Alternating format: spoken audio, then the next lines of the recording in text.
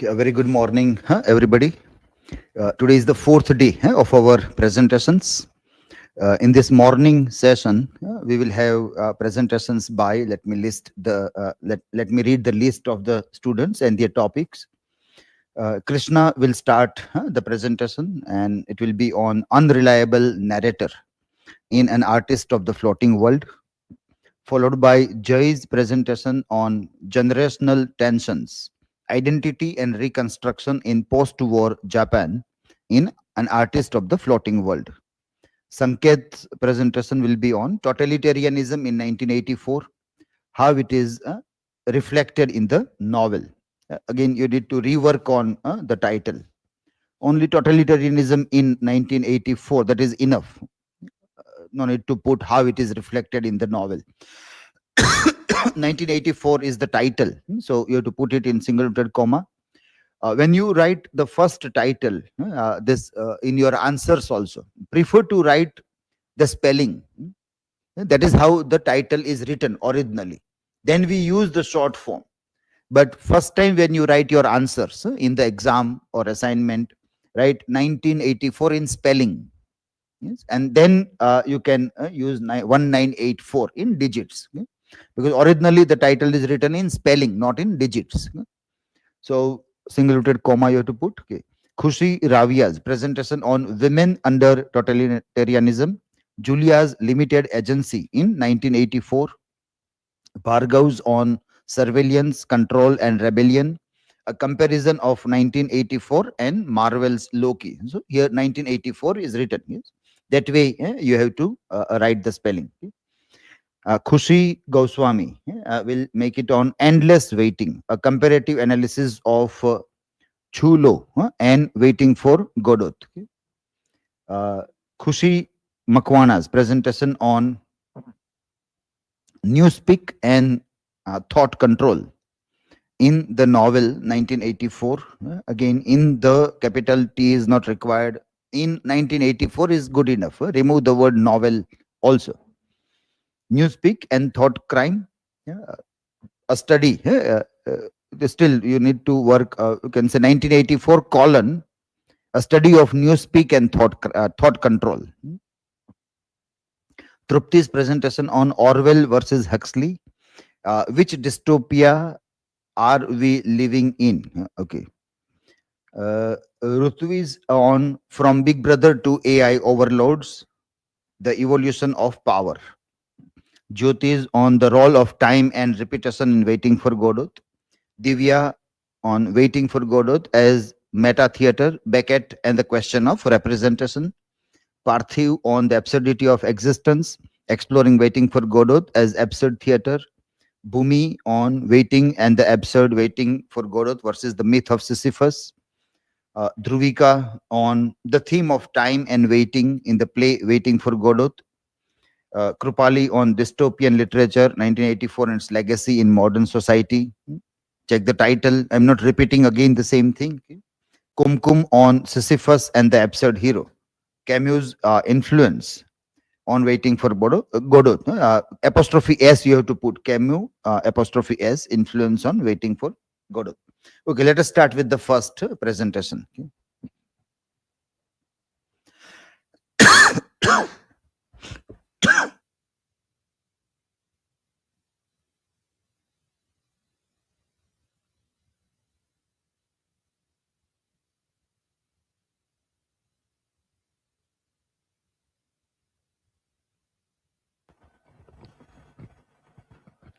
So, good morning, everyone. Today I'm going to deal with the topic unreliable narrator. So, here is my academic information. Then, this is table of content. And my research question is, how does the use of an unreliable narrator affect the reader's interpretation of truth, character judgment, and moral responsibility in 20th century and contemporary narrative? In my hypothesis is unreliable narrator in literature and cinema disrupt linear storytelling, compelling readers or viewers to actively raises narrative credibility, thereby depending thematic engagement with memory, identity, and morality. So let's begin with the introduction. So unreliable narrator have a long been a compelling literary device, challenging a reader's truth and altering the perception of truth within a narrative. This technique forces audience to question the credibility of the storyteller, making the reading experience more interactive. The concept of unreliable narration can be tracked back to classical literature and remains a dominant feature in contemporary fiction. So here is a we can say the definition or about unreliable narrator. So in 1961, Wine C. Booth introduced the term in unreliable narrator in the rhetoric of fiction to describe a storytelling device in which narrator give information or articulate value that contradict the implied author's perception on the story, with the effect of creating a dramatic irony. So the unreliable narrator has become a familiar concept, reading identifiable in work as old as Chaucer the Canterbury Tale and in contemporary works such as Christopher Nolan's popular film Memento. So this show that from which time unreliable narrator is famous for. And as I discussed in early slide that Booth believe in the irony. So for Booth, an unreliable narrator is a form of irony. According to his theory, this irony generally follow four steps. So the first, the reader notice incongruity within the text. Perhaps one part of the text contradict another part of the text and contradict the reader's knowledge. So first when we read any novel or a particular text, then we know that we find two part. One is what narrator show and what we find in novel. Then the next step is the reader come up with some possible explanation for these incongruities. A sophisticated reader will begin to see the incongruities as a hint that the narrator's version of the story is different from the implied author's aim for the story. Then in second step, we find that what implied author means what writer of novel or text what they want to convey and what narrator in story want to convey. Then gradually this cause prompt readers to consider where their position relative to the fact of the story. The reader develop a hypothesis about the implied author's intention and search for alternative meaning beyond the literal interpretation of the text. So in third stage we try to analyze that what is a misunderstanding and what we find in this particular text. And finally the sophisticated reader's decision upon a non literal interpretation of the text which makes sense of initial incongruity and provide a satisfying resolution to the story. So at the end, when the mystery is released and we find that what is the misconception and misguiding in the text. Then here is the type of unreliable narrator, which are given by William Regan. Analyzed in 1981, study a discovery type of unreliable narrator, focusing on the first person narrator as this is the most common kind of unreliable narration. So first type is the Picaro, a narrator who is characterized by exaggeration and bragging. So when narrator try to make his or herself superior, then this type works. Narrator like Masuji Ono, he try to be with his self to focus only on Masuji Ono. Then the madman, a narrator who is either only experience mental defense mechanism such as dislocation and self-alienation or several mental illness. So this kind of madman type unreliable narrator we find in Mary Shelley's Frankenstein, that creature is suffering from a self-alienation and a dislocation. And third one is the clone, a narrator who does not take a narration seriously and consciously play with the conviction, truth, and the reader's expectation. So that type of narrator we find in narration of Nick Carraway from the Great Gatsby. That Nick Carraway believe in the Gatsby and follow her his truth and conventional. Then fourth one is the knave, a narrator whose perception is immature or limited through their point of view. So that kind of narrator we find in Richardson's Pamela. That Pamela is immature and only try to convey audience through her personal experience. Then the theorist James Phelan distinguished six type of unreliability. So first one is a misreporting, second is a misreading, misevaluating, fourth is underreporting, fifth is under reading, and sixth one is under regarding. So these six type majorly depend on the reader. Then Phelan argued that these six type raise a question about a truth along three distinct axes: that facts and event, that what facts are given in particular text, then value and judgment through the narrator's perspective, and knowledge and perception, that what knowledge character have, and what they try to convey. Then analysis of selected novel. So first is An Artist of the Floating World, written by Kazuo Ishiguro. And in this novel, we find Masuji Ono as an unreliable narrator. So Masuji Ono's recollection of his past shift throughout the novel. His plays his role in wartime propaganda. His self-justification contrasts with others' accounts. So Masuji Ono tried to make himself superior, and he mostly used the phrase like perhaps, mostly, and I cannot. So this kind of his words blur the truth and making him an unreliable narrator. So he is not sure about what happened. So he used perhaps, mostly, I cannot recall, or I cannot believe, that kind of word. Then The Great Gatsby, written by F. Scott Fitzgerald. The unreliable narrator is Nick Carraway. And why he is unreliable? So claims to be honest, but frequently contradict himself. His admiration for Gatsby distort his judgment, filter the story through his own bias. So Nick Carraway not see the point of view of Daisy and Tom, but only believe in Gatsby and influenced by Gatsby. They not use his own mind to find out thing. So his a famous line is, I am one of the few honest people that I have ever known. So he believe he is honest, but he is not surely surely right, because he only believe on Gatsby, not try to see with the all perspective of character.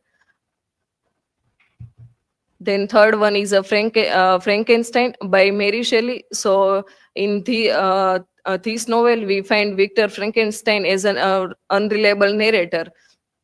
So why Victor Frankenstein is unreliable narrator? So Victor portray himself as a tragic hero, but omits key detail: his guilt and paranoia distort event. The creature's story contradict Victor's account. So Victor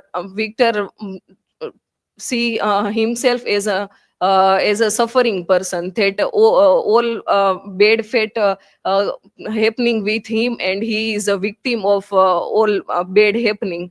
So that's why he tried to narrate all those things.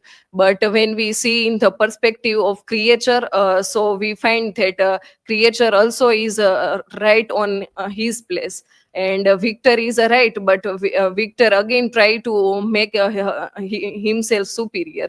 So no one could have suffered as I suffered then. This exemplify his self pity and exaggeration.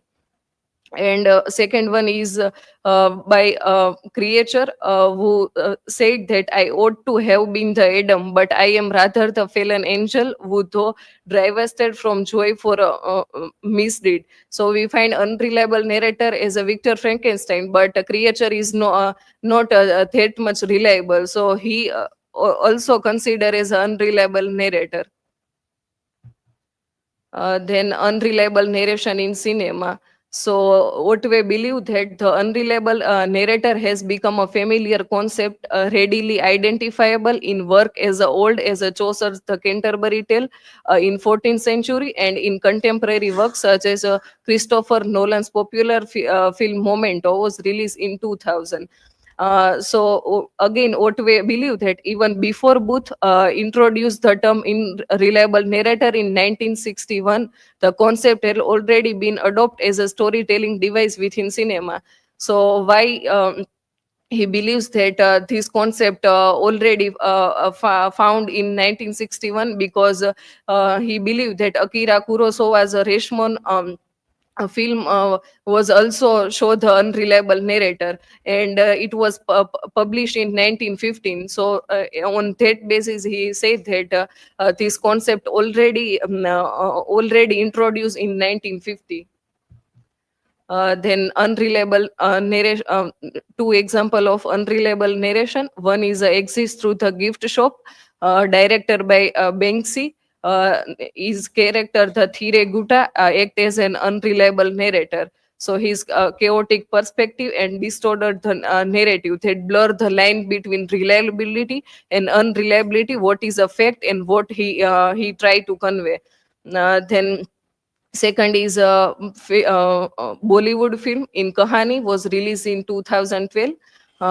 His character Vidya Bakshi appeared to be searching for her missing husband in Kolkata. So this movie we cannot say this show the particular unreliable narrator, but we consider as unreliable narration that what kind of narration given in movie, and at last what we find completely opposite of starting of novel. So here is a conclusion. In short, unreliable narrator depends storytelling by challenging readers' perception and shaping how a story is interpreted. Found in work like The Great Gatsby, An Artist of the Floating World, and Frankenstein. This narrator explore theme of memory, identity, and morality. That how the one's morality, identity, and memory affect that what a creature's memory do, what the identity of a Great Gatsby that shape as unreliable narrator to Nick Carraway, and what morality Masucci Ono left and what he tried to convey. The scholar like Vinci Booth and William Regan provide a valuable framework for understanding their impact, making literature more engaging and thought-provoking. So here is my reference, and this is from my side. Now you are free to ask question.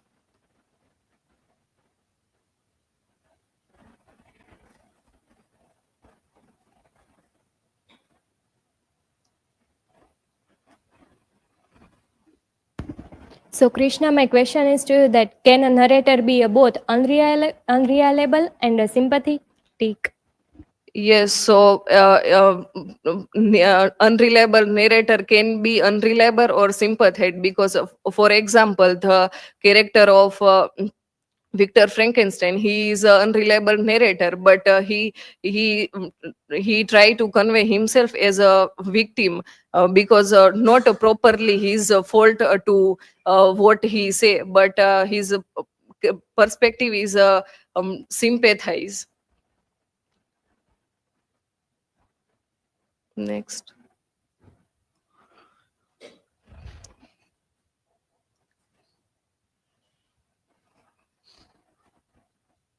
So, Krishna, my question is that how does cultural or historical context influence a narrator's reliability?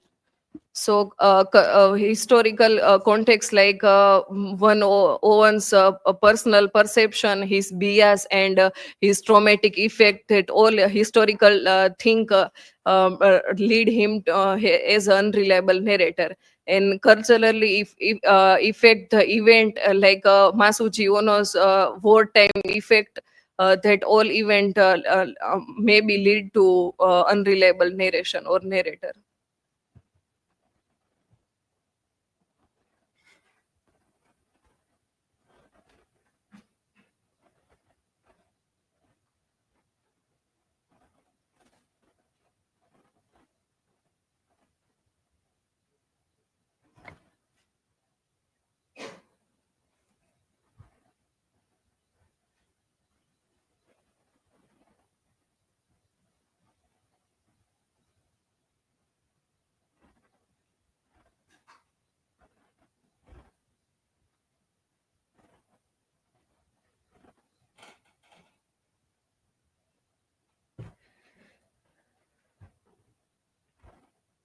So, hello everyone.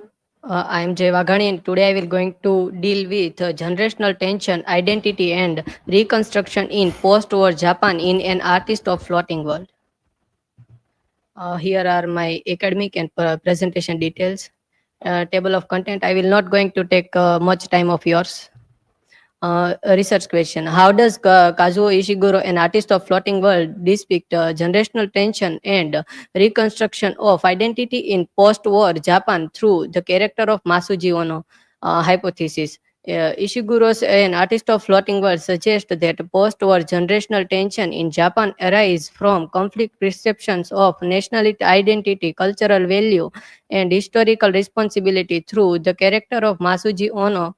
The novel illustrates how the older generation grapples with guilt and displacement, while the younger generation embrace Western ideals, leading to redefinition of Japan's social and artistic identity.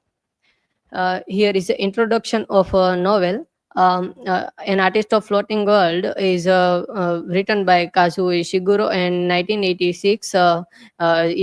Setting of it post World War II Japan.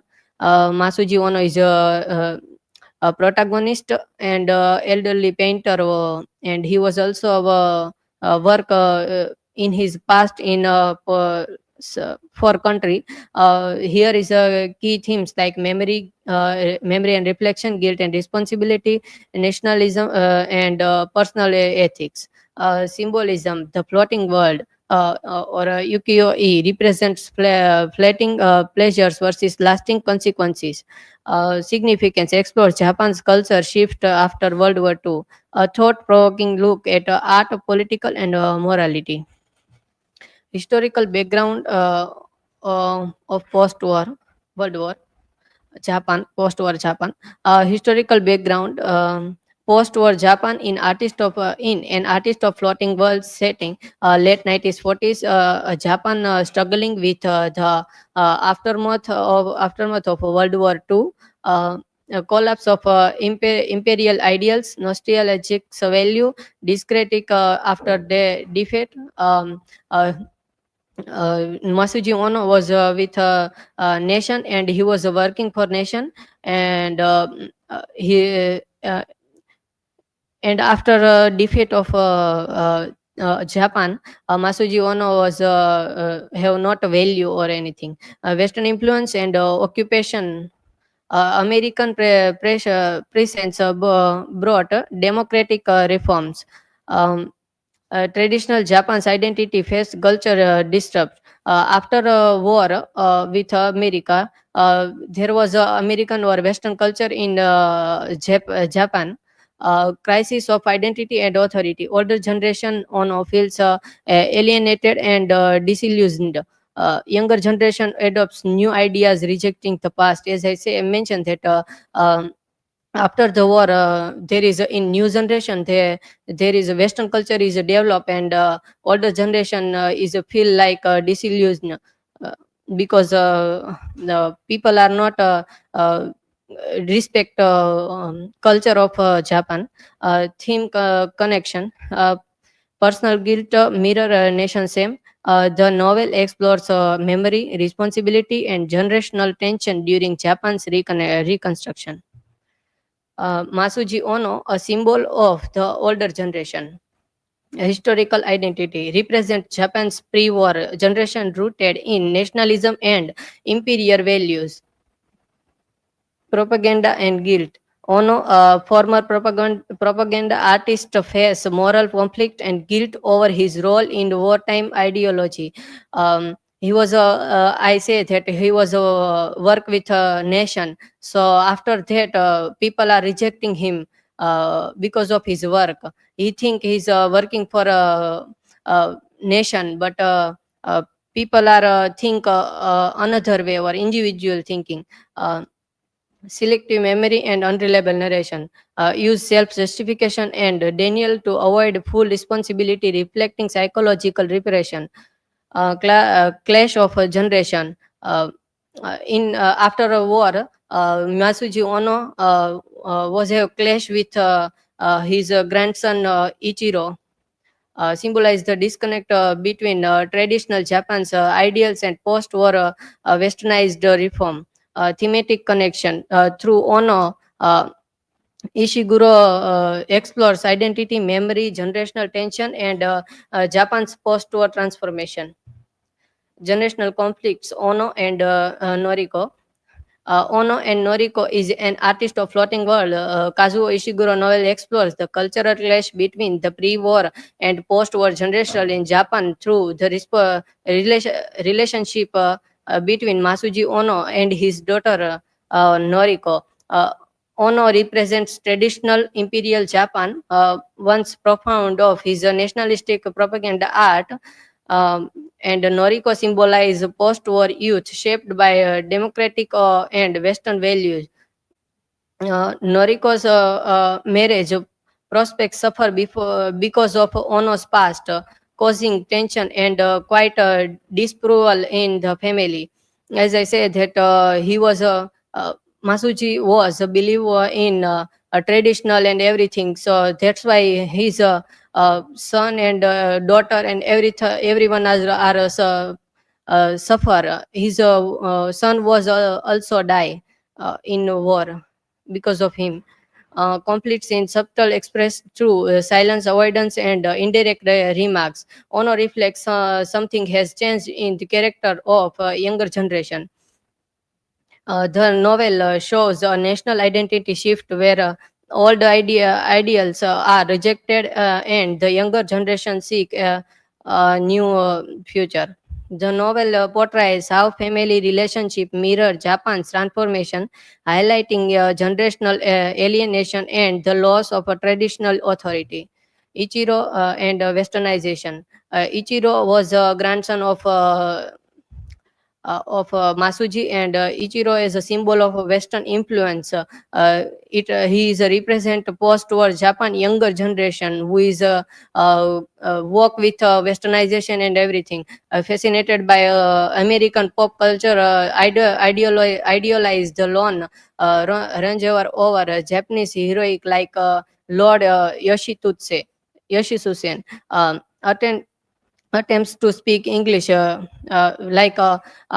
war, and this Ichiro was trying to speak in English, and he is going with this American things, and like cartoons, American cartoons, and he was also like become a cowboy. Highlights generational conflicts between traditional Japanese value, honor, and Western ideals. Symbolize the culture shift caused by US occupation and globalization. Here I put one quote. It is from this anime, The Lone Ranger. It was connected with American things. For Ishiro, I put it. Generational guilt and responsibility. Generational guilt and responsibility in Ishiguro's An Artist of Floating World, Masuji Ono's personal and political conflict. Ono reflects on his role is in wartime propaganda as younger generational questions his legacy. Like he was a think that in wartime Masuji Ono was propaganda and but people are not thinking like that. Represents post-war Japan's reknocking with past nationalism. He was also guilt-filled because of his work in past. Highlights generational tension, pride in past versus shame in hindsight. Memory becomes a site of moral conflicts and self-deception. Ishiguro portrays how personal identity is shaped by public judgment and historical changes. Reconstruction of a national and personal identity. Ono comforts his past as a wartime propagandist. Post-war Japan shift from imperial ideals to Western democracy. Identity becomes unstable and performative, shaped by history. Influence of Zen Buddhism, fluid, impermanences, and self-awareness. The novel critiques blind loyalty and explores personal and national transformation. All I can say is that all the time I accept in good faith I was mistaken. This was a guilt, like say by Masuji Ono. The role of a memory and unreliable narration. Masuji Ono, the narrator, reconstruct past event through memory, but these memory are often incurated or entirely invented. The Masuji Ono was not talking about not talking truth about his past. He is sometime uh, incurate it. Uh, his narration is shaped by emotional distress, grief over his son's death. As I mentioned, that his son was die because of his nationalistic mind. Guilt about his role in wartime propaganda. He was a guilty feel after he post war after war, depressed and isolation in post-war Japan. Ono admits some memories may not be accepted, exposing his unreliable narration. Invited dialogue serves as a window into his present emotional state rather than objective truth. Memory becomes a tool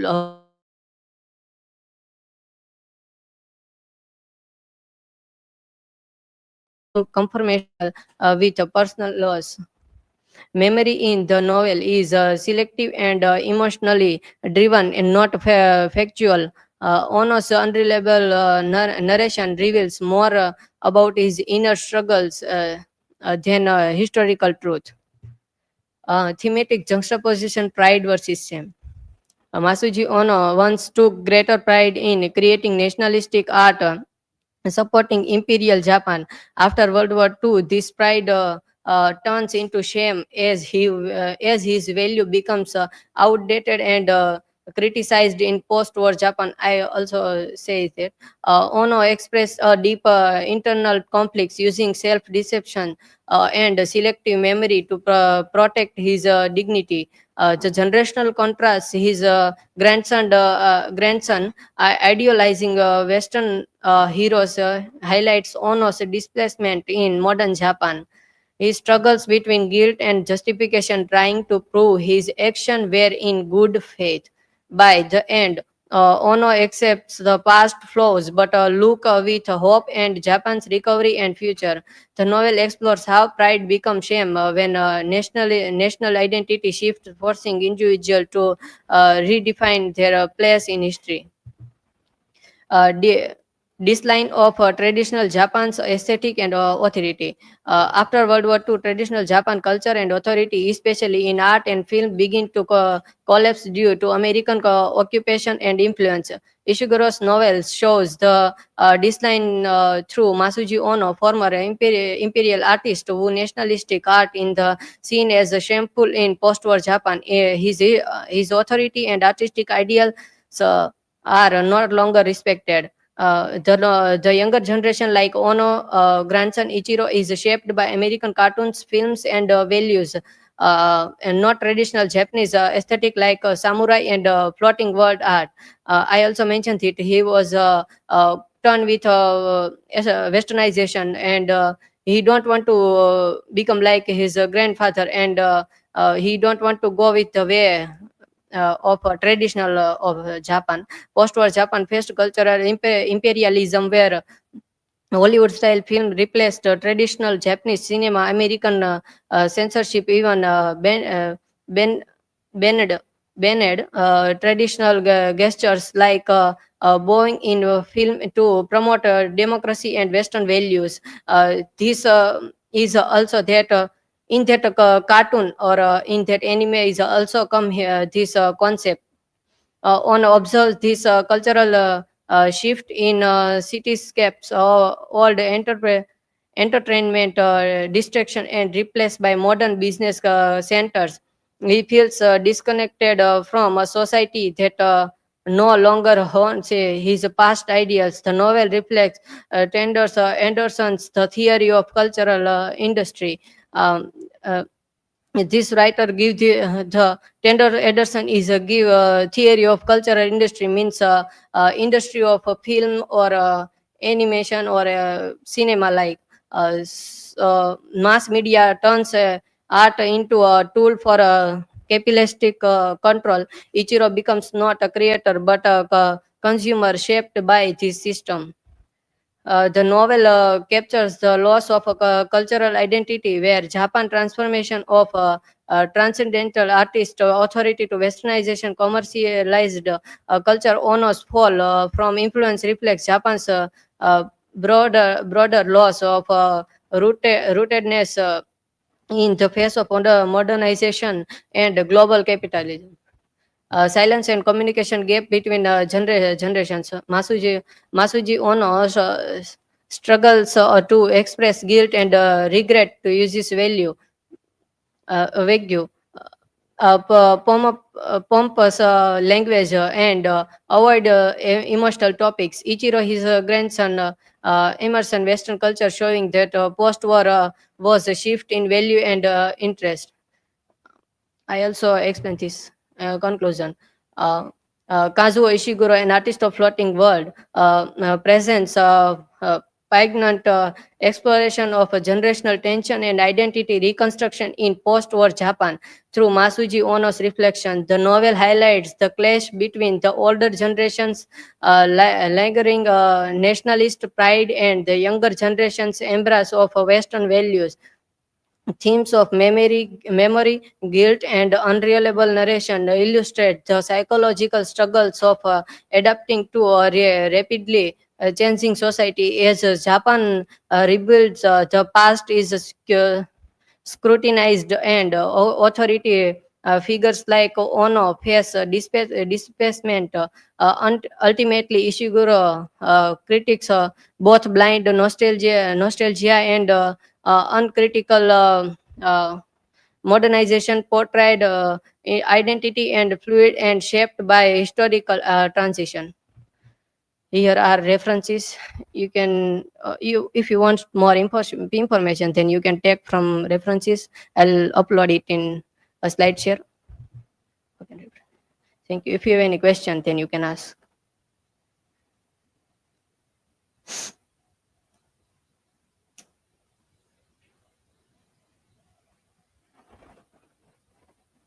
So, Jay, my question is to you that why is communication show as a difficult in a post-war? In novel we can see all characters are not communication easily. They are avoiding communication. In older generation, Ono is not trying to say about his past and everything, and also in younger generation they are avoid serious matter or no, don't talk about it. So this way communication difficult in post-war.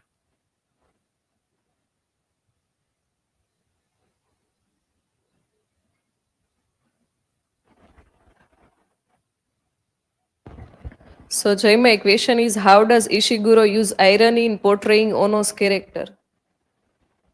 he's doing irony as Ono was in a novel. Ono think that he is very important and he is respected, but in reality people are not respected him and not giving value of him and avoiding him.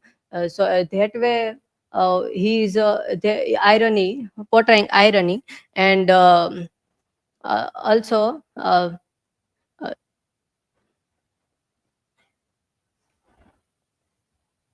thank you.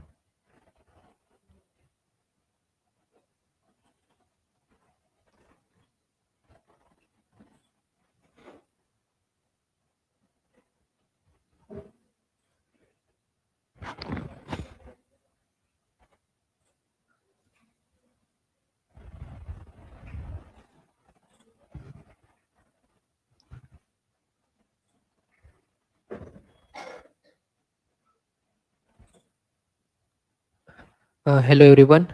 Uh, I'm Sanket Vavadia, and today I'm going to presentation on totalitarianism in 1984. Let's start. Uh, Here is my academic information, table of content. So in the presentation, we will discuss the topic totalitarianism in 1984 with a start with the author about Orwell, then the introduction, then what is totalitarianism, then totalitarianism in 1984, then a critical observation, then significance of Big Brother, then some significant quotes, then contemporary examples, then conclusion. Uh, Let us start with a research question and hypothesis. My research question is how does George Orwell 1984 portray totalitarianism, and what are the parallels with the historical and contemporary authoritarian times? My hypothesis is Orwell's 1984 illustrate how totalitarian rhymes use surveillance, propaganda, and psychological control to suppress individual freedom, drawing parallel to both historical and modern authoritarian system. Uh, about George Orwell. George Orwell pen name is Eric Arthur Blair, and he was born on 25 June 1903 in British India. He was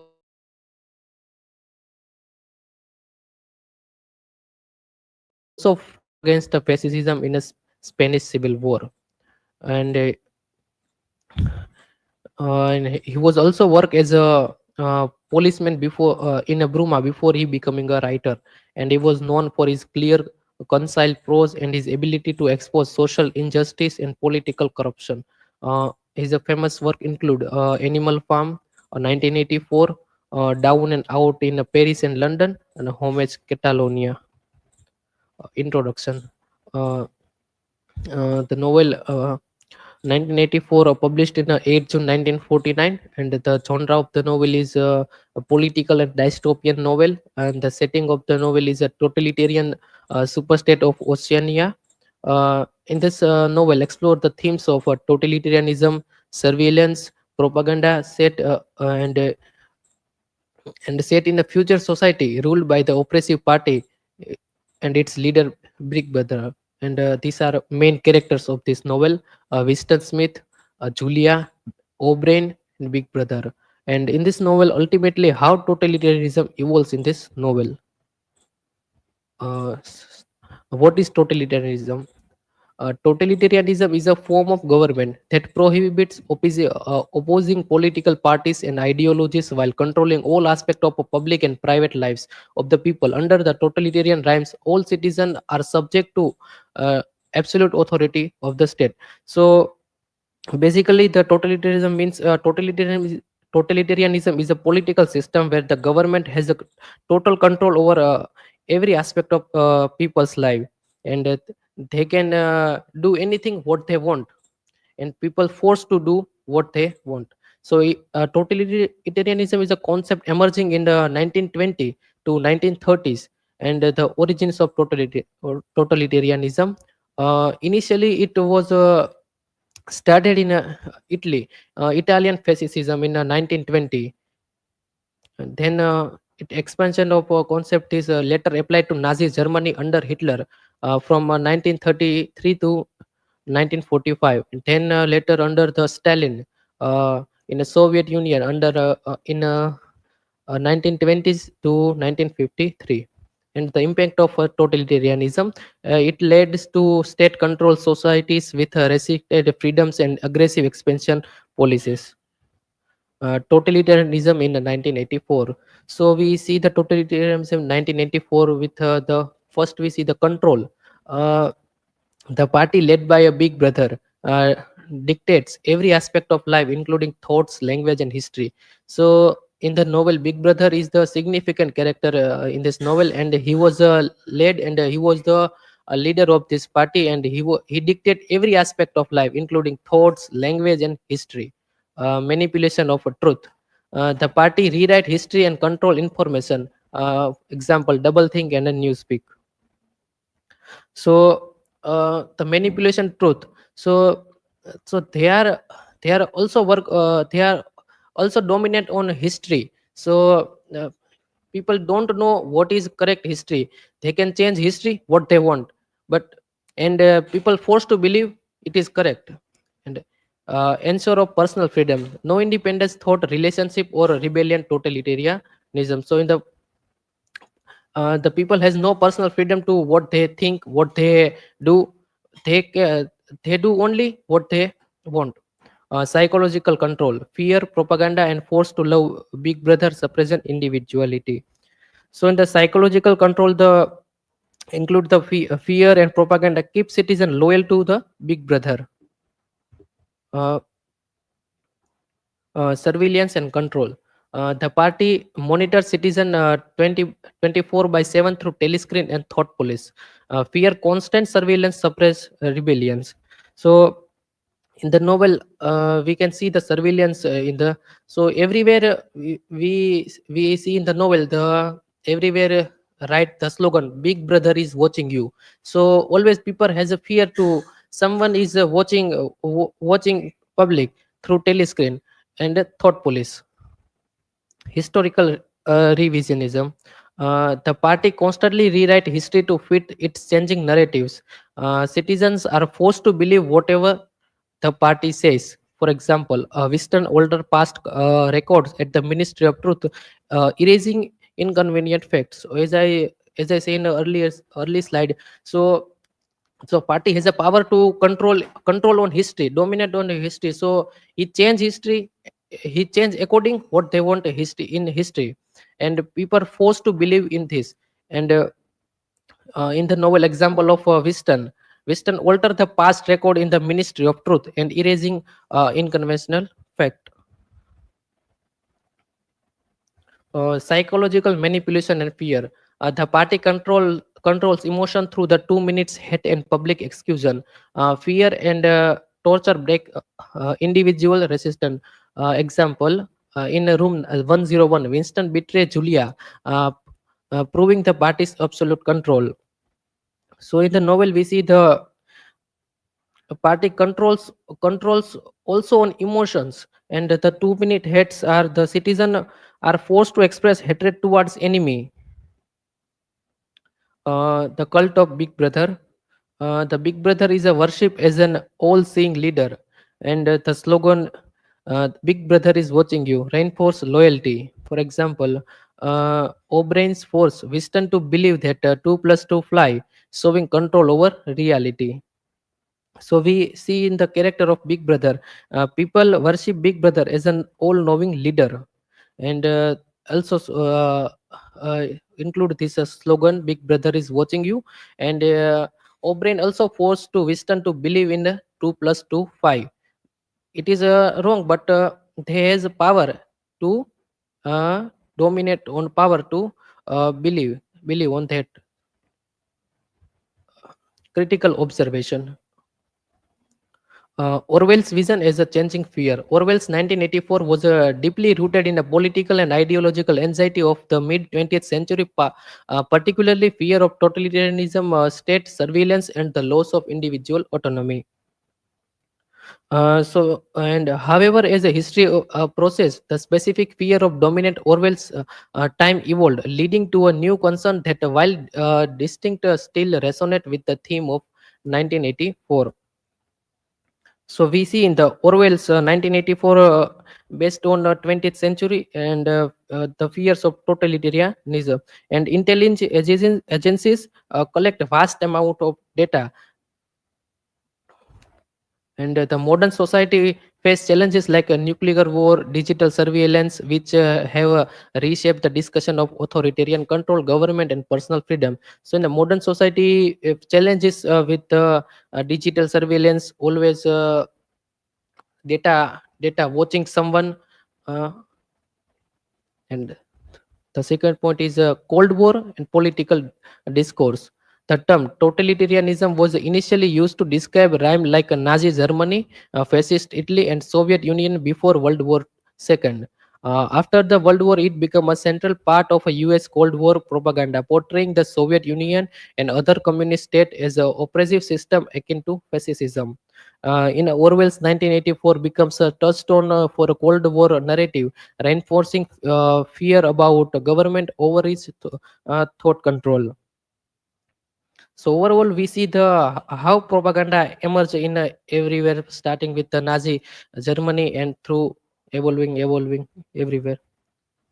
Uh, a digital big brother, mass data collection by intelligence agency, expansion of CCTV networks, AI based facial recognition, and internet monitoring, similar to 1984, where big brother is watching you, modern surveillance and machine track. So here we see the concept of tracking. So we also see in the novel 1984, so how now some CCTV networks and AI based and mass media to protect our data. So and uh, also similar kind of thing we can see in this novel 1984. A lesson for contemporary society. A political leader manipulate fact, rewrite history, and control media to shape public perception. Orwell's Ministry of Truth find parallel in a modern state propaganda and censorship. So in a contemporary society, we also see the how media has no power to no freedom to express what is correct information. So in a contemporary society also, uh, also information with the manipulative facts, and also information provide what they what the politician wants. Significance of Big Brother. The Big Brother character symbol as a totalitarianism, represent as a all-powerful authoritarian government that demands absolute obedience. Uh, Omnipresent surveillance. Big Brother is watching you, reinforce the idea of constant state in surveillance, as I discussed in previous slides. Uh, Political propaganda. So his image appears on poster, coins, and broadside to instill loyalty, used to manipulate truth, rewrite history, and control population perception. So this is the political propaganda of Big Brother. Some significant quotes in the novels. First is perhaps one did not want to be loved so much as to be understood. Second, war is the peace, freedom is slavery. Ignorance is ignorance. Third,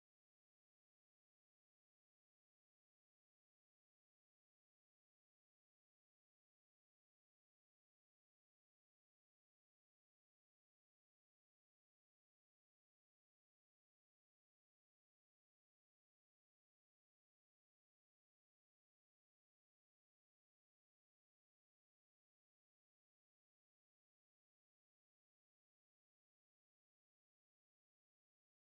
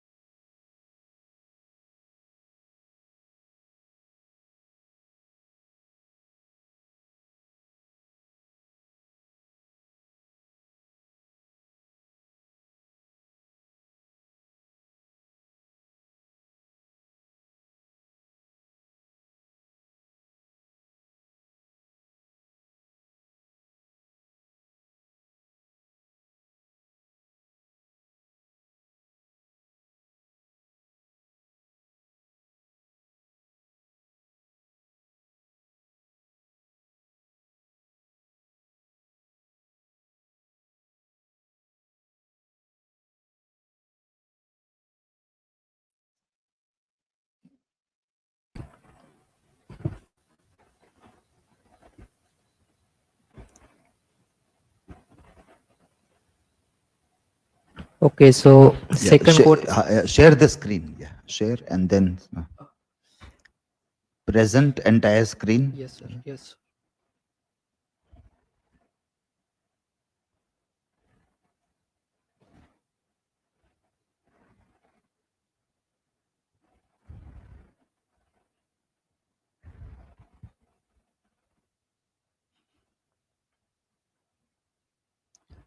Okay, so second quote is war is a peace, freedom is slavery, and ignorance is strength. Third quote is who control the past, control the future. Who control the present, control the past. And the last quote is the best books are those tell you what you know real already. Some contemporary examples. First is the Sabarmati report, which was released in 2024. In this movie, the report of a burning train, but the media has no power to release the correct original information what they happen in that place. So we can also see in the totalitarianism in this movie. The second movie is uh, Equilibrium, which was released in 2002, also see in the totalitarianism. And third one is the King John, the similar kind of Big Brother. They do in the country. He put a very hard rules to public, and he has a force to uh, people has a force to living in a hard rules. So it is also the example of dictator like a Big Brother. Conclusion. Orwell's 1984 warns against the totalitarianism, showing how surveillance, propaganda, and absolute control suppress freedom is themes remains relevant today, and reflecting modern digital surveillance and political manipulation. The novel urges vigilance in protecting democracy, individual autonomy, and the right to independent thoughts. So all those things we can see in this novel: the surveillance, propaganda, the reflecting modern digital surveillance, also we can see in a contemporary society. This is my references. Thank you everyone. Now you can ask freely question to me.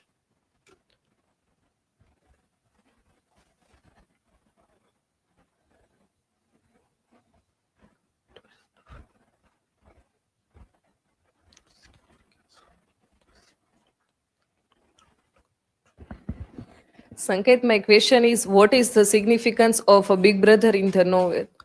Yes, Krishna. So in the novel, uh, Big Brother is a power of authority, and he symbolizes a absolute government control, forcing people to obey thought, fear, propaganda, and constant surveillance. We can see in the character of Big Brother. Next question.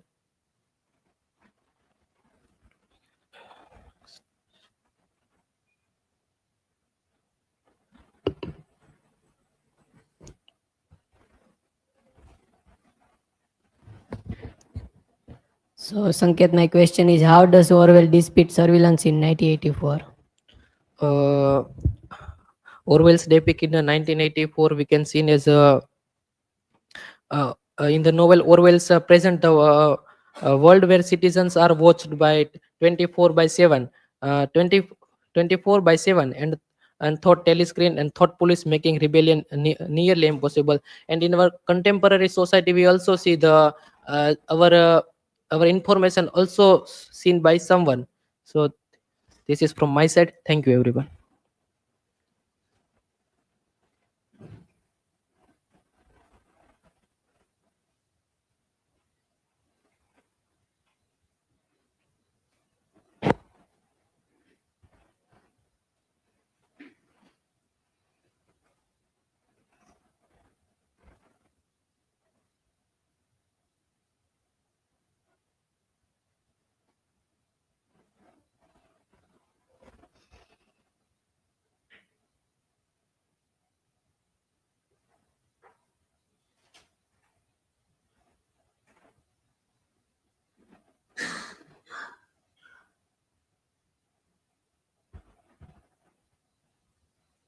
Hello everyone, myself Khushi Ravi and my today's presentation topic is Women under Totalitarianism, Julia's Limited Agency in 1984.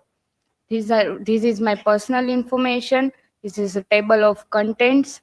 Research question: how does George Orwell's 1994 portray the limited agency of a woman under totalitarianism, and to what extent do Julia's character reflect gendered oppression and resistance within such regimes?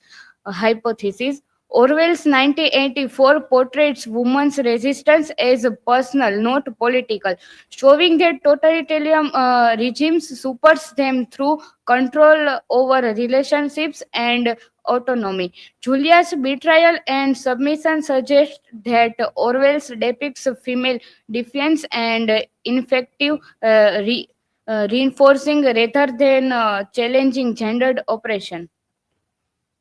Introduction. George Orwell's 1984 critiques totalitarian regimes by showing their absolute control over thoughts, emotions, and relationships. Inspired by Stalin's Soviet Socialist Republicans and Hitler's Nazi Germany, Orwell highlights how power supersedes individuality and enforces obedience. Julius embodies limited female agency, as her rebellion is personal rather than ideological. Unlike Winston, who resists intellectual, Julia's physical defense is easily exploited by the party.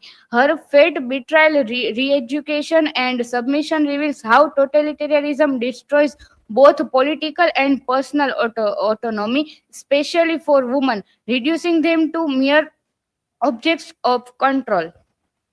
Totalitarianism and gender oppression: the principle and practices of a political system in which there is only one party which has completed power and control over the people. Origin of totalitarian and totalitarianism: the terms totalitarian and totalitarianism originated from the Italian word totalitario and totalitarismo, first used and wordplay by journalist Giovanni Amendola. They appeared in his article Mondo on 12 May 1923. Historical context: Amendola used totalitarian to criticize Mussolini's fascist regime. The term later described extreme authoritarian states like Nazi Germany, Stalin's Union, Soviet Socialist republics, and Orwell's party in 1984. Totalitarianism aims for absolute control over thoughts, behavior, and relationship. Orwell, influenced by Cold War era fears, modeled 1984 on Stalinist Russia and Nazi Germany. women's oppression in totalitarian states. States imposed gender roles. Women are either maternal figures like big brother supports or sexual objects like Julia. Surveillance and obedience, restriction of private lives, and supervision of decision. Julia's character in 1984. Julia is portrayed as a pragmatic rebel engaging in small acts of defense rather than ideological resistance. Her rebellion is personal and hedonistic, centered around breaking party rules and pleasure rather than changing the system. Unlike Winston, who questioned truth, history, and ideology, Julia is practical and focused on survival, showing her limited engagement with deeper resistance. The party exploits her impulsive nature, proving that a superficial rebellion is easily crushed in a totalitarian states. This mirror says thousand word. In this image captures core themes of 1984 like psychological interrupt and illusion of choice and Julia's red shades symbolize totalitarianism and parties control. And this uniform figure highlights Orwell's warning and fear. And it says rebellion is ultimately futile. The party's control over women. The party enforces a strict control over women's relationship and sexuality to maintain absolute power. The Junior Anti-Sex League represent the party's attempt all ultimate personal relationships that could challenge loyalty to Big Brother. Women like Winston's mother and Parsons' wife are depicted as obedient and politically passive, reinforcing the gender divide in resistance. Julia's role as a sexual rebel is ultimately a trap as the party easily use her desire to break her. This is a quote. Freedom is the freedom to say that 2 plus 2 makes 4. If that is granted, all else follows. Early in the novel, Winston realized that we are double thinking. The party told you to reject the evidence for your eyes and ears. It was their final, most essential command. You should work on that. Julia's limited agency.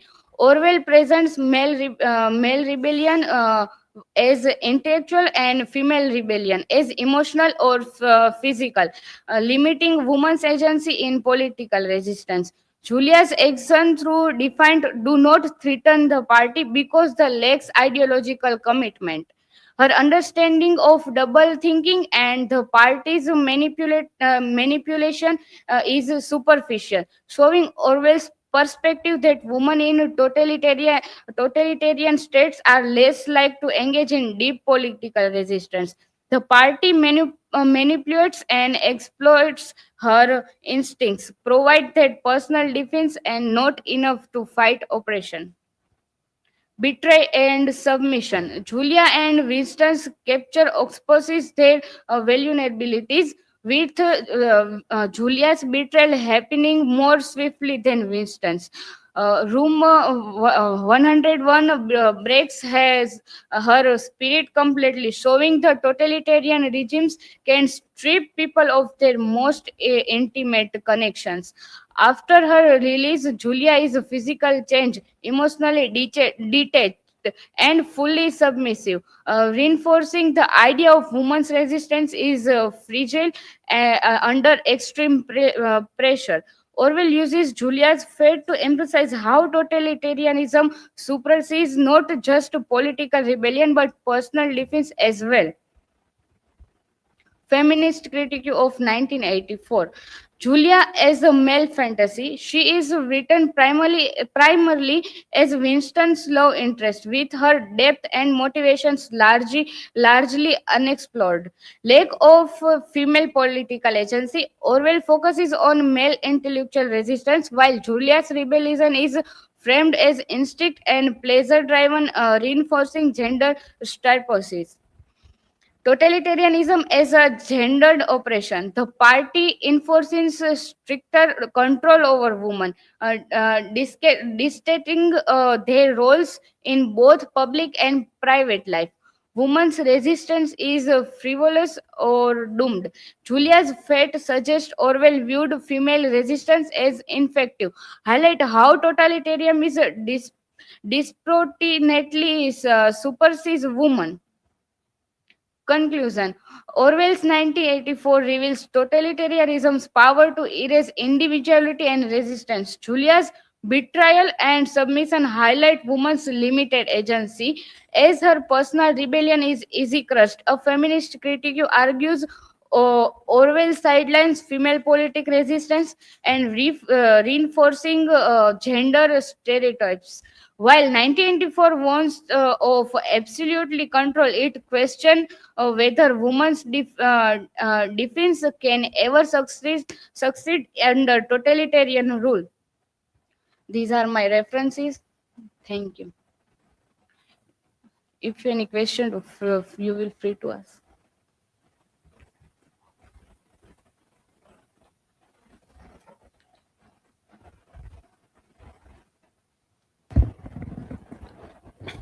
So Khushi, my question is, what happens to Julia at the end?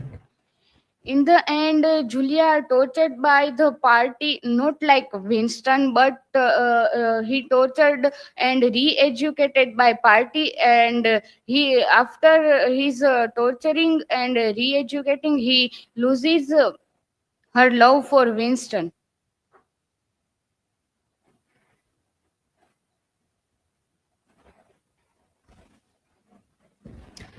Khushi, my question is, how is Julia's rebellion different from Winston's?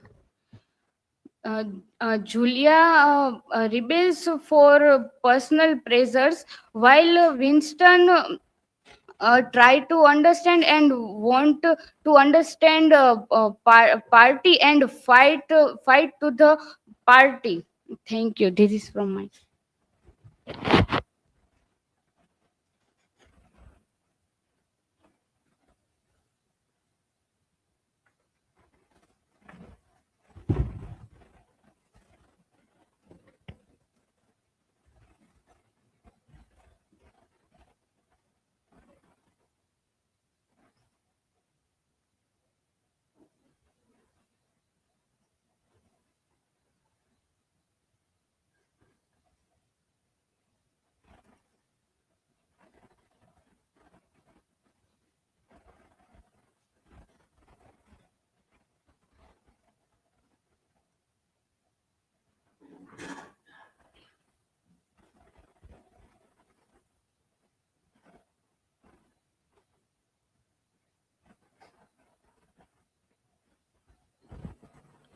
So hello everyone. Today's my topic is surveillance, control, and rebellion. It is going to be a comparative study between 1984 by Orwell and Marvel's season Loki. Here are my academic information, then the table of content. So my research question is how do 1984 and Loki depict surveillance, control, and rebellion? And what these works reveal about the individual struggle against authoritarian power. My hypothesis is both 1984 and Loki illustrate the authoritarian regimes maintain control through the surveillance and psychological manipulation. However, while Noki 1984 present a rebellion as ultimately fertile, Loki suggests that resistance can lead to self-discovery and new possibilities for agency. First of all, let's get the introduction of the theme of both works. So, in 1984, it is a dystopian novel by George Orwell that critiques totalitarianism through the protagonist Winston Smith. Then, in the season of Loki, it explores the authoritarian control through the TVA, which is an organization that works to erasing those who defy its rule. Loki, like Winston, fights against the imposed control to define his identity. The authoritarian regimes, party versus TVA. Oceania's party. Oceania is a totalitarian state ruled by the party, led by Big Brother, where the surveillance and control are absolute, while the TVA, which is a full form of a time variant authority, it is a type of authority that governs timeline, and it erases the person who act on their own to maintain the order. The Big Brother and the TVS control over the time. Big Brother's surveillance in 1984. Big Brother is an omnipresent and omnipotent, ensuring that individuals are constantly monitored and controlled. The slogan "Big Brother is watching you" reinforces that idea. In the TVA from the series, it control over Loki. The TVA also monitors every aspect of time and reality. Loki as a variant is constantly surveilled, and his very existence is considered as a crime by TVA. The TVA catches for all times, always parallels the Big Brother's unambiguous presence and control. So there is a slogan in the 1984, which is the Big Brother is watching you, and the TVA has a slogan which is for all the time, always, or who remains forever. The role of doublethink versus TVA as manipulation of reality. Doublethink in 1984. Doublethink forces individual to accept the contradictory beliefs. This manipulation of truth and reality is a tool for a party to maintain control over the population. For example, war is peace and ignorance is a strength. The TVA's manipulation of timelines. The TVA manipulates the timeline and reality in a similar way. The concept of variance. Those who don't follow the TVA's prescribed timeline challenges the natural flow of time, but the TVA controls all outcome by pruning timelines that do not conform. Loki's variant status embodies the idea of a wrong timeline, forcing him to accept that his identity and actions are controlled by an external forces. Surveillance, Big Brother versus TVA. Big Brother surveillance, telescreen, hidden microphones, and thought police ensure that no one has privacy. Quote, like nothing was your own except the few cubic centimeters inside your school. And in the Loki, the TVA uses time agents and monitor the control Loki's movement and actions, constantly preventing him from straying from the correct timeline. Loki fears of being pruned, erased from the existence, mirrors Winston's fear of being coached by the thought police. This will explore next in our presentation. Then the struggle of the individual, Winston Smith and Loki. Winston's rebellion. Winston represent the individual struggle against authoritarianism, fighting for personal freedom in a society that suppresses truth and individual expression. Loki's rebellion. Loki's struggle to break free from the TVS control mirrors the Winston rebellion against the party. Loki fights to define his own identity, free from constraint imposed by the TVA. Both Winston and Loki are trapped in the system of control, but they find ways to challenge this system in their pursuit of freedom. The desire for escape, love, memory, truth versus identity. Winston's escape through the love and memory. Winston's desire to break free from the party's control involves his quest for love with Julia and his search for the truth about his past. His memories are his only link to time before the party control. Loki's escape through identity and freedom. Loki's journey in season 1 is a search for his identity and freedom. He's longing for personal agency that leads him to questioning the TVS control and purpose. Just as Winston seeks the truth about his past, Loki seeks the truth about his multiverse and his role within it. The illusion of his escape, Winston's reduction versus Loki's realization. Winston's torture and reduction.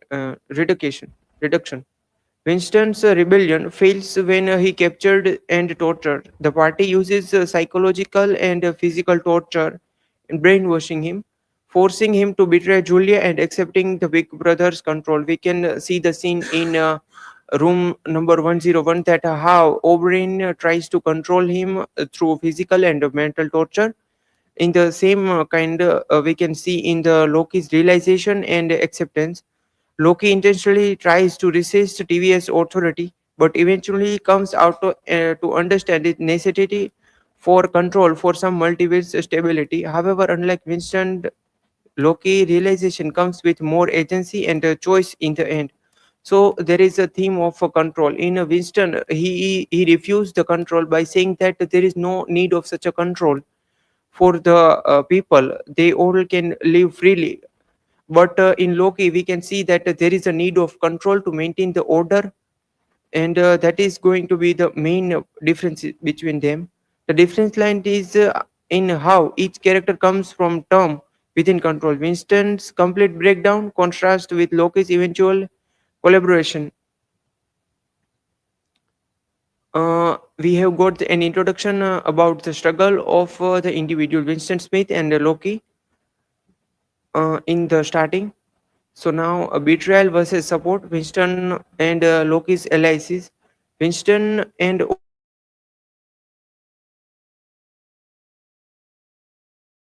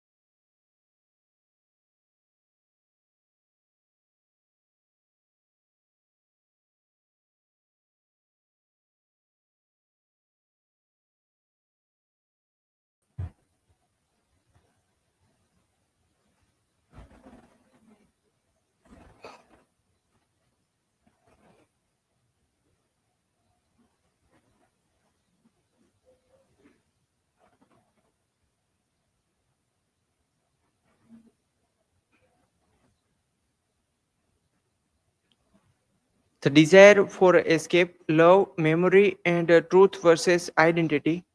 Winston's escape through love and memory. Winston's desire to break free from from the party's control involves his quest for love with Julia and his search for the truth about the past. His memories are his only link to a time before the party control. Loki's escape through identity and freedom. So we can see that how Loki in season 1 tries to control his uh, identity and get free from this control. Then the betrayal versus support, Winston and Loki's allies. Winston and O'Brien. Orwell uses O'Brien to give the quote like, "We shall squeeze your empty, and then we shall fill you with ourselves." shows how O'Brien pretends to be a rebel to lure Winston into the trap, highlighting that even Julia Winston's love betrayed him under the Room 101's psychological torture. Loki and Mobius, Sylvie, who is his beloved in Loki's hero, the elevator scene where the Mobius tells Loki, I see the scared little boy shriving into the cold. Unlike Winston's fate, Loki is given a choice. He is not destroyed but guided towards self growth. So there is a betrayal versus support. In 1984, we can see the character of O'Brien, who in the beginning pretend that he is also rebelling against the authority to support that he needs to support of Winston, and they can then overthrow the uh, control of a party. And in the Loki series, there is also a character of Mobius, who does not only pretend but also helps Loki that they can overthrow the control of the authority. Then the power of a friendship versus isolation. Winston's isolation. In the end of the novel, we can see that Winston is not totally happy by the torture in the after the Room 101. He provides a reference of Orwell's message that the object of power is a power. Winston stops believing in love or a rebellion, proving that totalitarianism kills even a personal resistance. Loki's growth through the trust. Loki is not alone, unlike Winston. Final episode moment. Loki holding hands with Sylvie versus Winston alone in a Chestnut Tree Cafe. So we can see the main difference where in the ending scene that Winston is sitting alone in that cafe, and Julia is leaving him there. But in the scene of Loki, there is Loki who is by himself saying that I need to take the responsibility and leaving Sylvie. Unlike Winston's submission to Big Brother, Loki becomes stronger and rewriting his fate. Free will versus determinism. Are we truly free? 1984 by Orwell. Totalitarianism controls, eliminates free wills. Winston believes he is rebelling, but his choices were always outrusted by the party. O'Brien's chilling line. If you want to picture of the future, imagine a boat stamping on a human face forever. Winston doesn't make choice in the end. He is made to love Big Brother. In Loki, Loki questioned his fate. The TVA dictates everyone's choice. Unlike Winston, Loki actively breaks free from the predetermined path. Mobius says the timekeepers have decided your fate, but Loki asks, "What if I don't want their plan?" The psychology of fear, mind control in both worlds. In 1984, fear is the party's weapon. Winston is broken through Room 101. The lines, they can make you say anything, but they can't make you believe it. But they do. He loses all resistance. Loki. The TVA uses psychological manipulation, convincing variants that the TVA is only truth. Loki is forced to confront his own weaknesses. Am I truly evil or just afraid? Unlike Winston's, Loki faces a fear and a growth struggle instead of succumbing. Conclusion. Both Winston Smith in 1984 and Loki in Marvel's Loki struggle against the authoritarian forces that surpass individuality and freedom. However, while Winston's ultimately stumbles, Loki's rebellion creates a new opportunity for agency and changes. Final thought. Is that battle for freedom always doomed to fail? Or can truly freedom achieved in a world where control seems absolute? So here is my references, and now you are free to ask question.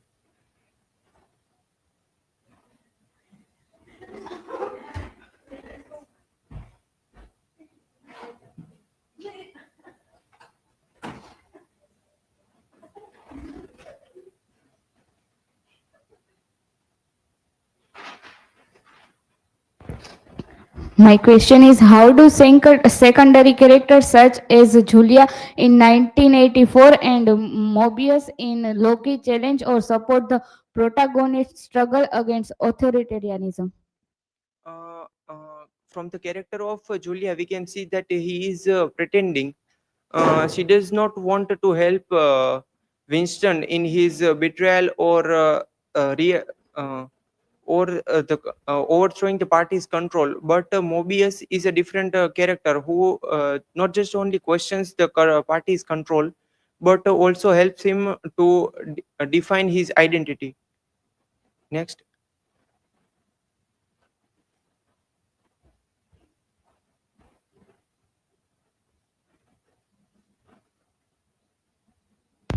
So Bhargav, my question is, what is the ultimate message of 1984? The ultimate message of 1984 can be seen that how the world could be tortured or can be terrified by any control of any one such a party. Thank you.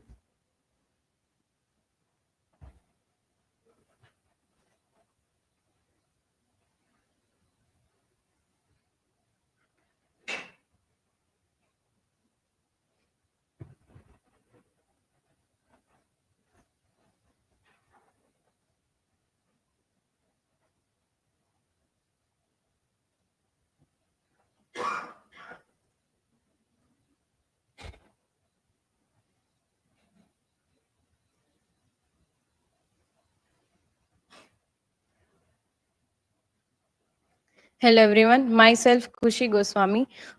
Today I explored the two seemingly work Chulu is an Indian rock song and Waiting for Godot, a play by Samuel Beckett.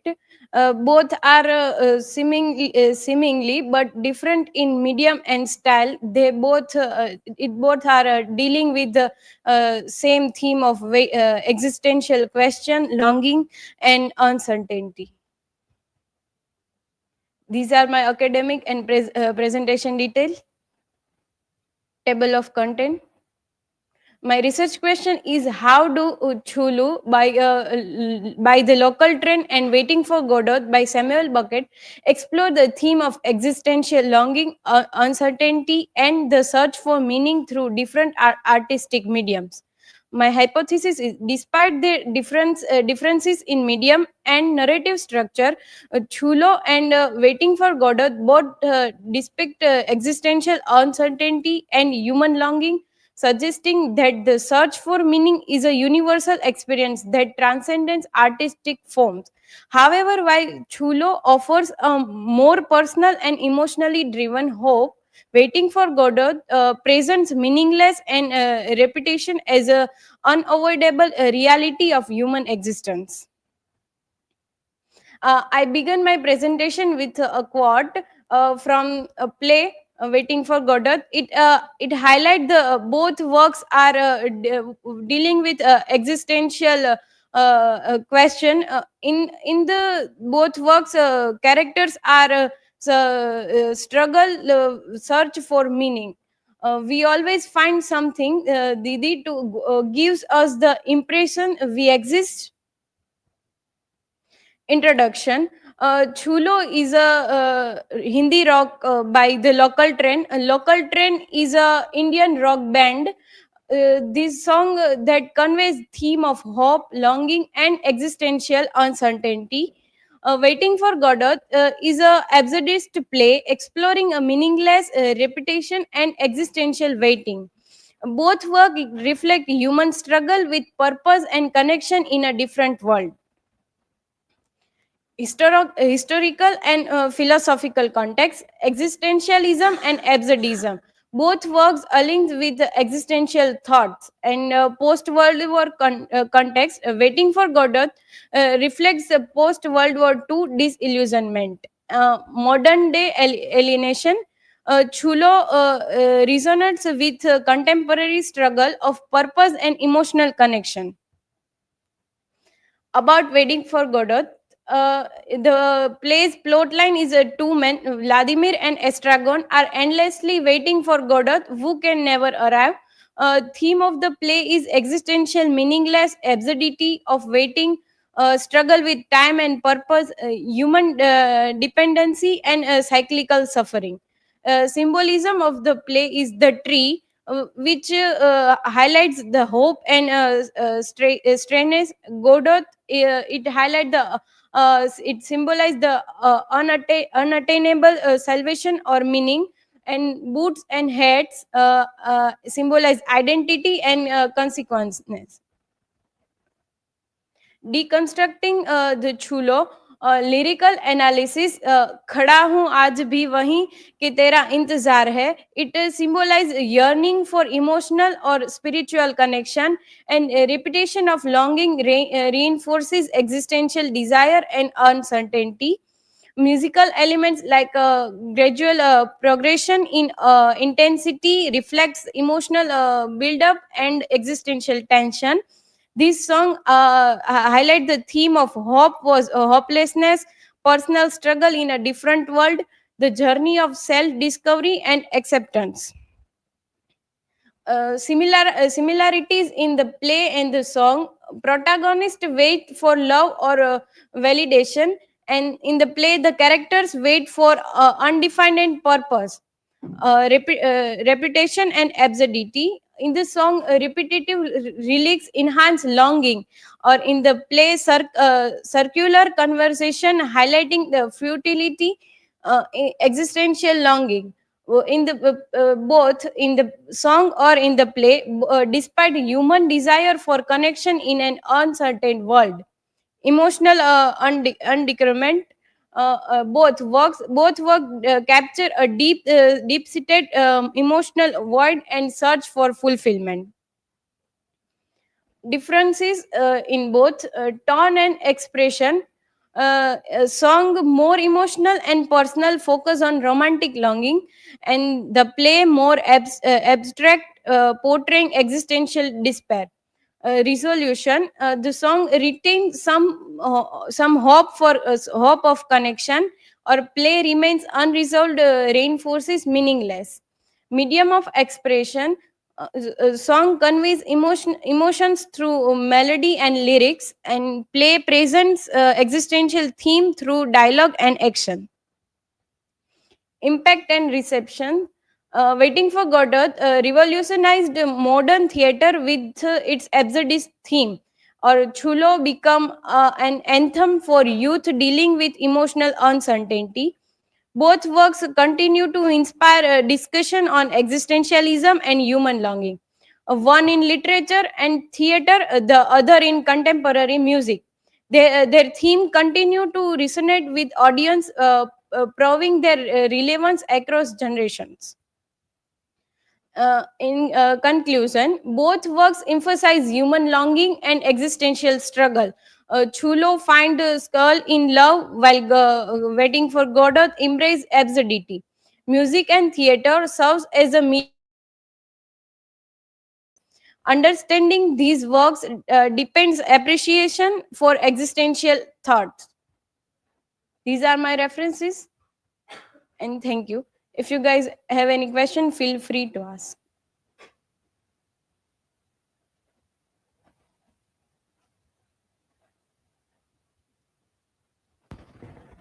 So, Khushi, my question is, why do people often associated waiting with suffering?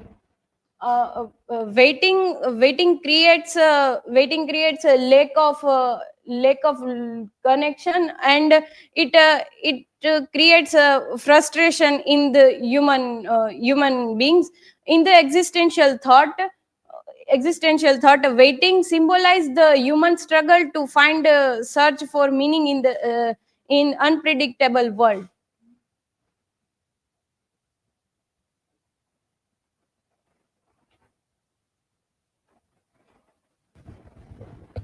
So, Khushi, my question is, do you think the act of waiting itself gives life meaning, or does it take the meaning away? It is upon the perspective. In the Waiting for Godot, it suggests the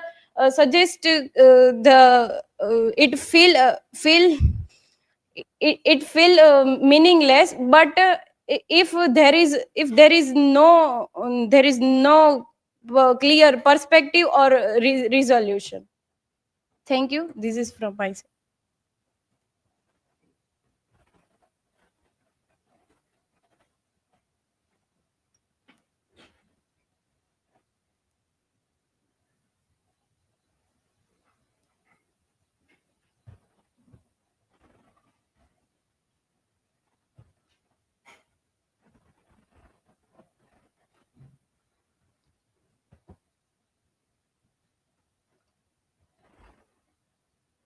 Good afternoon, everyone. My name is Khushi Makwana. Today I am dealing with the topic Newspeak and the thought control in the novel 1984. My personal information, table of contents. My research question is, how does George Orwell's novel 1984 utilize the concept of Newspeak to illustrate and the argues of thought control and the suppression of the individual expressions? My hypothesis is Orwell's use of Newspeak in 1984 demonstrated that language can be a powerful tool for controlling thought and the limiting individual freedom, uti- ultimately leading to a totalism society. Introduction: the vision of George Orwell. George Orwell, born in 1903 into 1950, a British author and the journalist known for his critiques or totalism and social injustice. 1984, published in 1945, in his most famous work, a dystopian novel. Novel's expressions in the Spanish Civil War were significantly influenced by the political views and writing. The novel 1984. 1984 by George Orwell once again the totalitarianism set in the dystopian ruled by the party and Big Brother. Introducts the concept like the Big Brother and the thought police, symbolize the surveillance and the control, follows the wisdom smith, a bureaucrat seeking truth and the individuality, highlighting the themes of propaganda, oppression, and the loss of freedom. The last critique of the authoritarian rule. What is Newspeak? Newspeak is the controlled language created by George Orwell in his novel 1984. It is designed to limit freedom of thoughts and enforce the ideological conformity. The language eliminates the complex ideas and reduce the vocabulary to restrict impact thinking. A newspeak serves as the tool for the government propaganda and the social control in the Orwell's dystopian society. Key feature of newspeak: the building block of control. Reduction: vocabulary is the drastically reduced, limit the range of the concepts. Euphemism, harsh reality are marks with the pleasant and the sounding terms. Example: Ministry of Love for the torture center.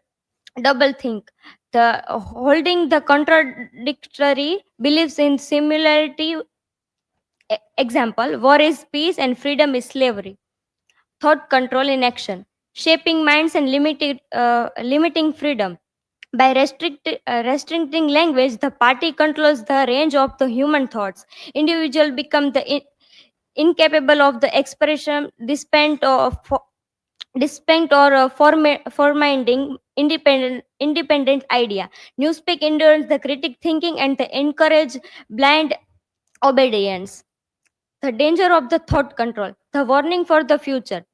The danger of unchecked power and the erosion of the individual liberty. The importance of the protecting freedom of the speech and the thoughts. The need to remain the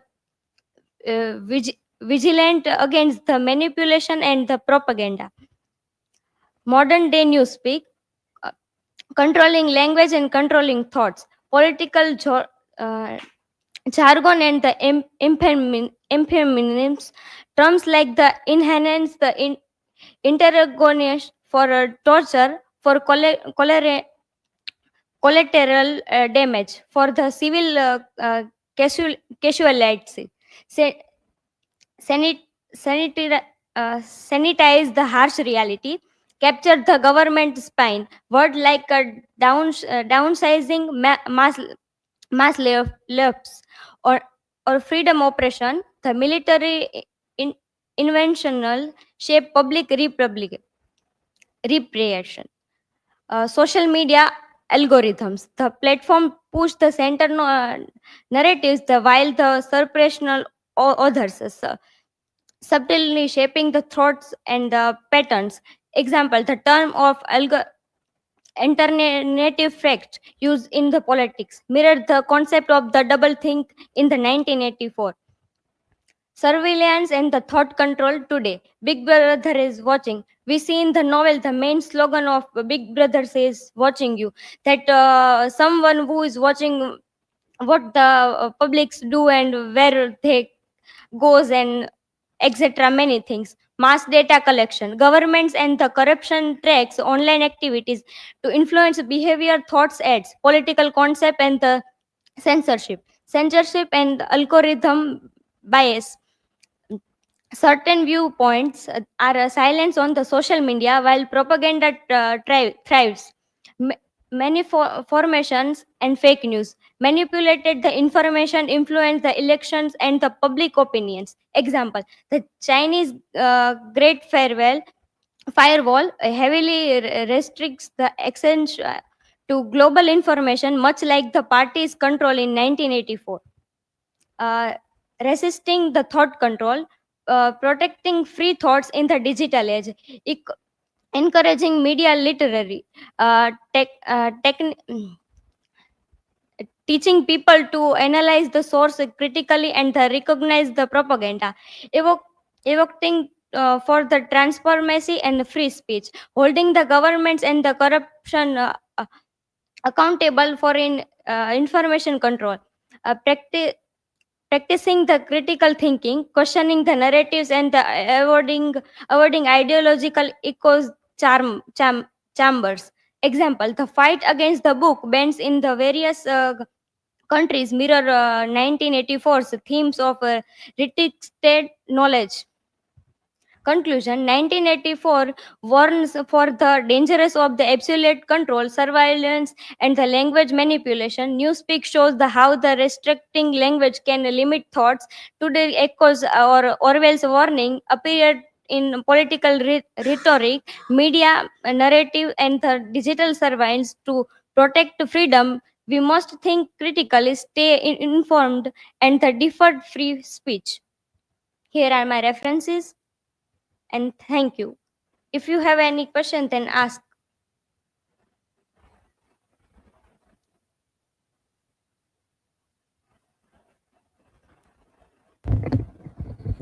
So, Khushi, my question is what is the role of history in 1984?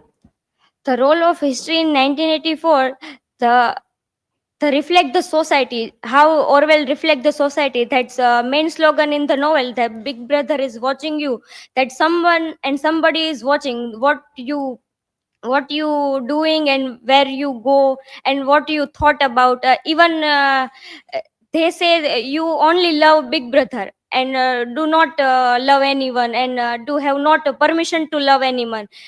If someone doing that thought police came and arrest them.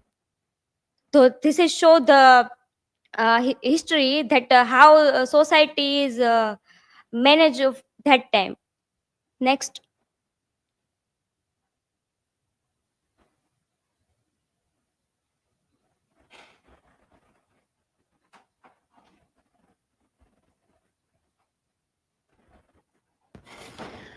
Khushi, my question is, how does the character of Winston Smith reflect Orwell's message?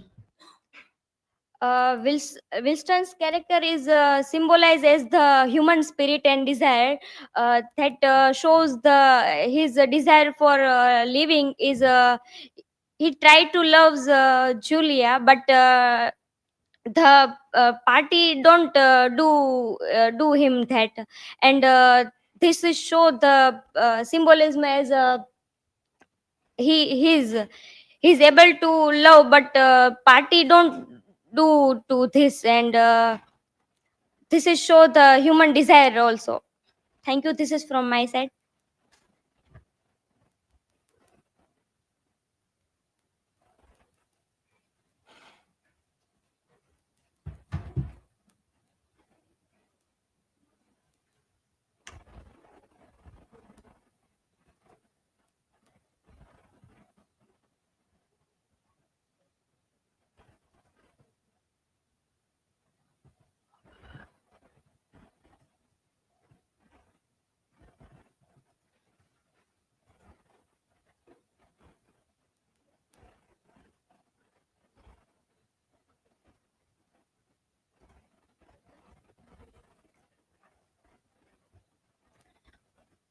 So, hello everyone. Myself Trupti Hadia, and today is the topic of my presentation is Orwell versus Huxley. Which dystopia are we living in? So, my personal informations, then table of contents, and my research question is: are we living in a world more like Orwell's 1984, with control through fear and surveillance, or Huxley's Brave New World with control through pleasure and distractions? Or is our modern world is hybrid of both? So my hypothesis is, while 1984 born of an authoritarian surveillance state, where Brave New World seems to be better predict modern society, where people are controlled through consumerism, entertainment, and bioengineering.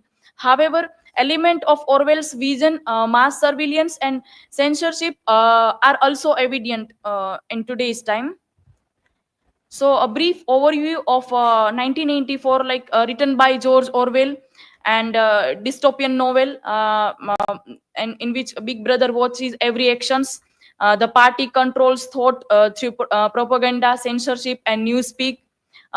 Fear, torture, and brainwashing ensures absolute obedience.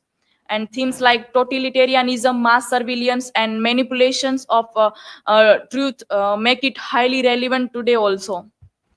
And a brief overview of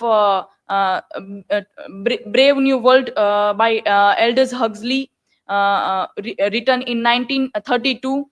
And it also presents a dystopian future where society is engineered for pleasure and stability, eliminating a conflict. Like people are genetically modified and conditioned from the birth to accept their societal roles. So in this novel, what happened is, people are born artificially, like in the lab, and divided into castes like alpha, beta, or gamma. So they are basically trained by their birth, to trained by their birth, like, and the soma, which is kind of drug, entertainment, or consumerism. This all keeps people distracted from questioning authority. And so here question raises is happiness without freedom truly desirable? This is can be a core question of this novel also. And one believes things because one has been conditioned to believe them. So this novel directly depict this, that like people are by born, in laboratory, they were born, and they were conditioned in such a way that they are not resisting thing, they are just accepting, even they are not questioning the thing. So Orwell's dystopia is surveillance and control, it portrayed a world where governments control thoughts, actions, and through surveillance. And concept like Big Brother and thought police resemble modern mass surveillance also. Then the rise of digital tracking, facial recognition, and censorship align with Orwell's warning also. Then in Huxley's dystopia, pleasure as a control is a main theme. And it described a world where control through pleasure, consumerism, and distraction. People are conditioned to love their operation, making rebellion unnecessary. And the dominance of entertainment, instant gratification, and reliance on technology mirrors Huxley's prediction. So if we see the comparison of fear versus pleasure as a control mechanism in this both novel. So control is a method in 1984, fear vs surveillance, and in Brave New World, pleasure and distractions. Then role of technology, here oppressive through the telescreen, and in Brave New World it is a addictive, like people are so much entertainment that they are even not aware of the thing, and they were using drugs. Then freedom of thought, like here restricted by force or by state, and here restricted by condition, like they were conditioned through the birth that they are not even think of the questioning the.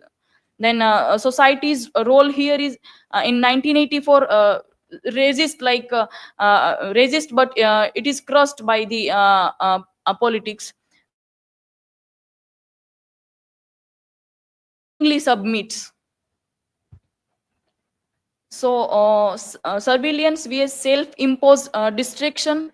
So in 1984, telescreen, which is monitoring citizens, then newspeak, which eliminates rebellious thoughts by restricting language.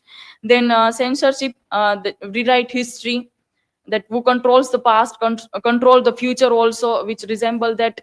Then in Huxley's Brave New World, no need for surveillance because people are too entertained to care, and people even not care of what is going, they were entertaining that much kind.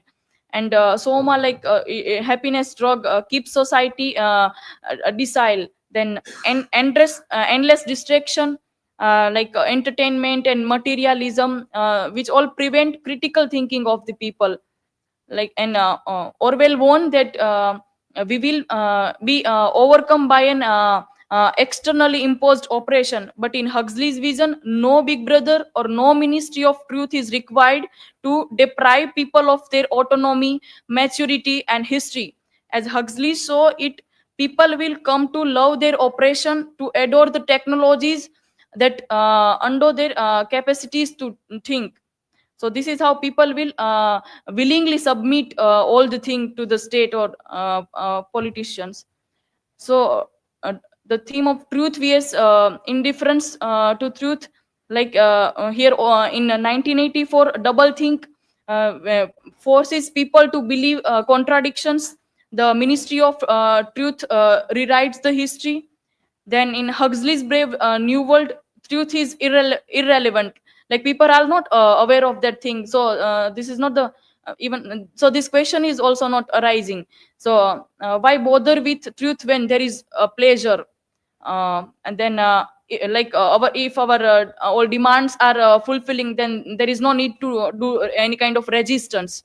So people are conditioned from the birth to accept their world without questioning. So if we see the modern connection here, like fake news, media manipulation, and algorithm driven content.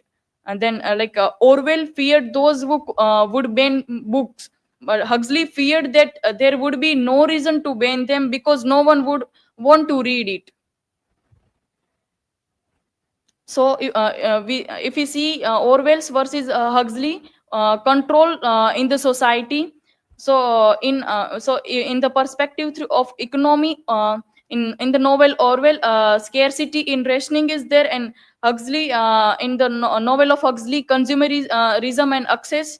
Then technology, in the novel surveillance, in the 1984 surveillance and controls is there. And in the novel Great New World, Huxley's here distraction and pleasure is there. And in a privacy, Orwell, in the novel 1984, forced to surveillance. And in the novel of Huxley, willing data surrender. And if we see through the satire, Orwell, in the novel 1984, fear-based warning is there, and in the novel of Huxley, humorous control is there. And in the modern world, a blend of both fear and pleasure which shape the society. Like fear-based operation is real, but it is now digital, like AI surveillance in the modern time. like a pleasure based oppression, in the Huxley's novel, is stronger than ever. And the real danger is distraction. People do not fight back when they are so much entertaining. We are not forced into submission, but we are seduced into it. Modern parallel, if we see, are we living in Orwell's or Huxley's world? So in the modern phenomenon, like mass surveillance is there, like in Orwell's novel, Orwellian novel, CCTV and facial recognition and monitoring. In Huxley's novel, people are willingly share personal data. Here modern phenomena, political control is there, and Orwell's novel, authoritarian censorship, news manipulation is there, and Huxley's novel, apathy towards politics due to entertainment. And media and distraction we see in modern phenomena, and where Orwellian government propaganda is there, and in Huxley's novel, social media addiction, reality TV and consumer culture is there. And in modern phenomena, science and bio engineering also. And in Orwell's novel, DNA profile, AI mind control. Then Huxleyan novel, clothing, gene editing, drugs dependence, we all see in this. So the role of AI, social media and bioengineering today. So AI surveillance, governments and corporation track users' data similar to Orwell's telescreen. So social media algorithm is designed to maximize the engagement as much as people wants to engage in the with the digital social media. And it is and then it leads to distraction, much like Huxley's soma or drugs. Then the age of AI is neither fully Orwellian nor Huxleyan. It is a fusion where operation is wrapped in a pleasure. So we see it as a modern time. So in like genetic engineering and IVF, the rise of CRIS PR, it is a genetic, it is a changes technology through which we can done means scientists done changes in the genetics, and means genetic modification with mirrors Huxley's bioengineered caste system. Then in conclusion, which dystopia won? If we see, while both Orwell and Huxley envision terrifying features, our reality is a combination of both dystopias. The digital age has brought mass surveillance, political censorship, and propaganda, proving Orwell's warning true, where simultaneously consumerism, social media distractions, and bioengineering advancement reflect Huxley's vision of a world numb by pleasure. So ultimately, the question is not which dystopia won, but whether we are resisting or surrendering to the control. Are we fighting for the true freedom, or we choosing to comfort the of distraction? And the answer lies in our awareness and actions. Here are my references, and thank you. If you have any questions, feel free to ask.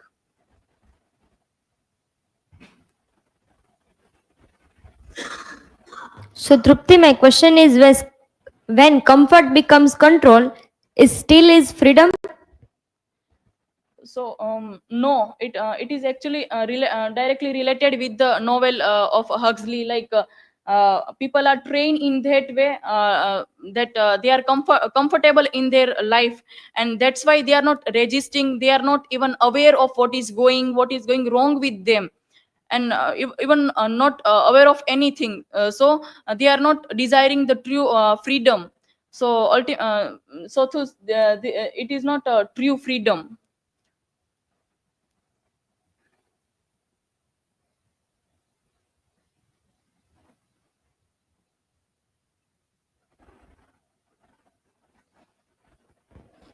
Trupti, my question is, if rebellion begins with thought, what happens when thought is numbed by pleasure?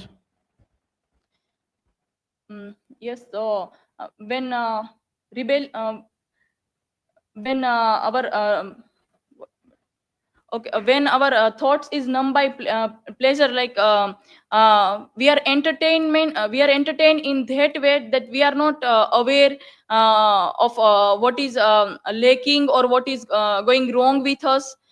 So this all, if it means that rebellions is begin with thought, but we are conditioned in that way that we are not questioning anything. This is from my side. Thank you.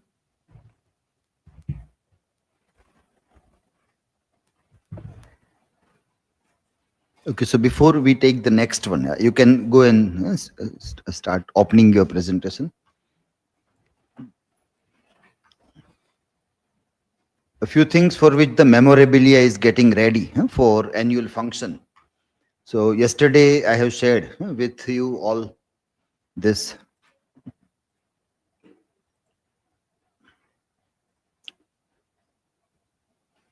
data which will be published in the memorabilia. Okay.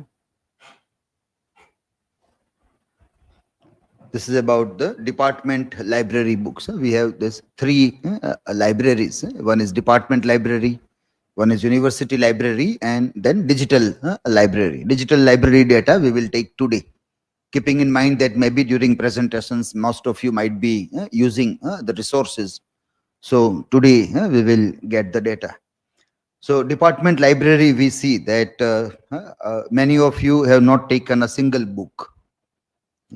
So Dhruvika, Jyoti, Khushi Makwana, Mansi Joshi, Nirali Waghela, Rosmin, Devangini, Smriti, Srusti.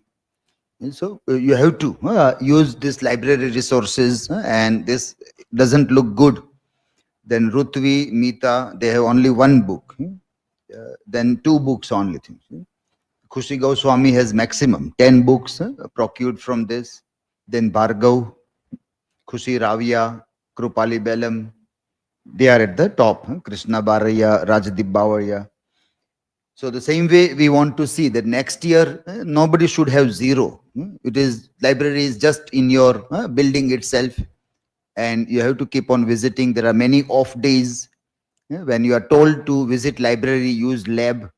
So those are the days when you have to explore library, books, procure the books, read something, submit, issue another book. At least you will see what is in the library. Library વસ્તુ કેવી હોય એ તો જોઈએ આપણે.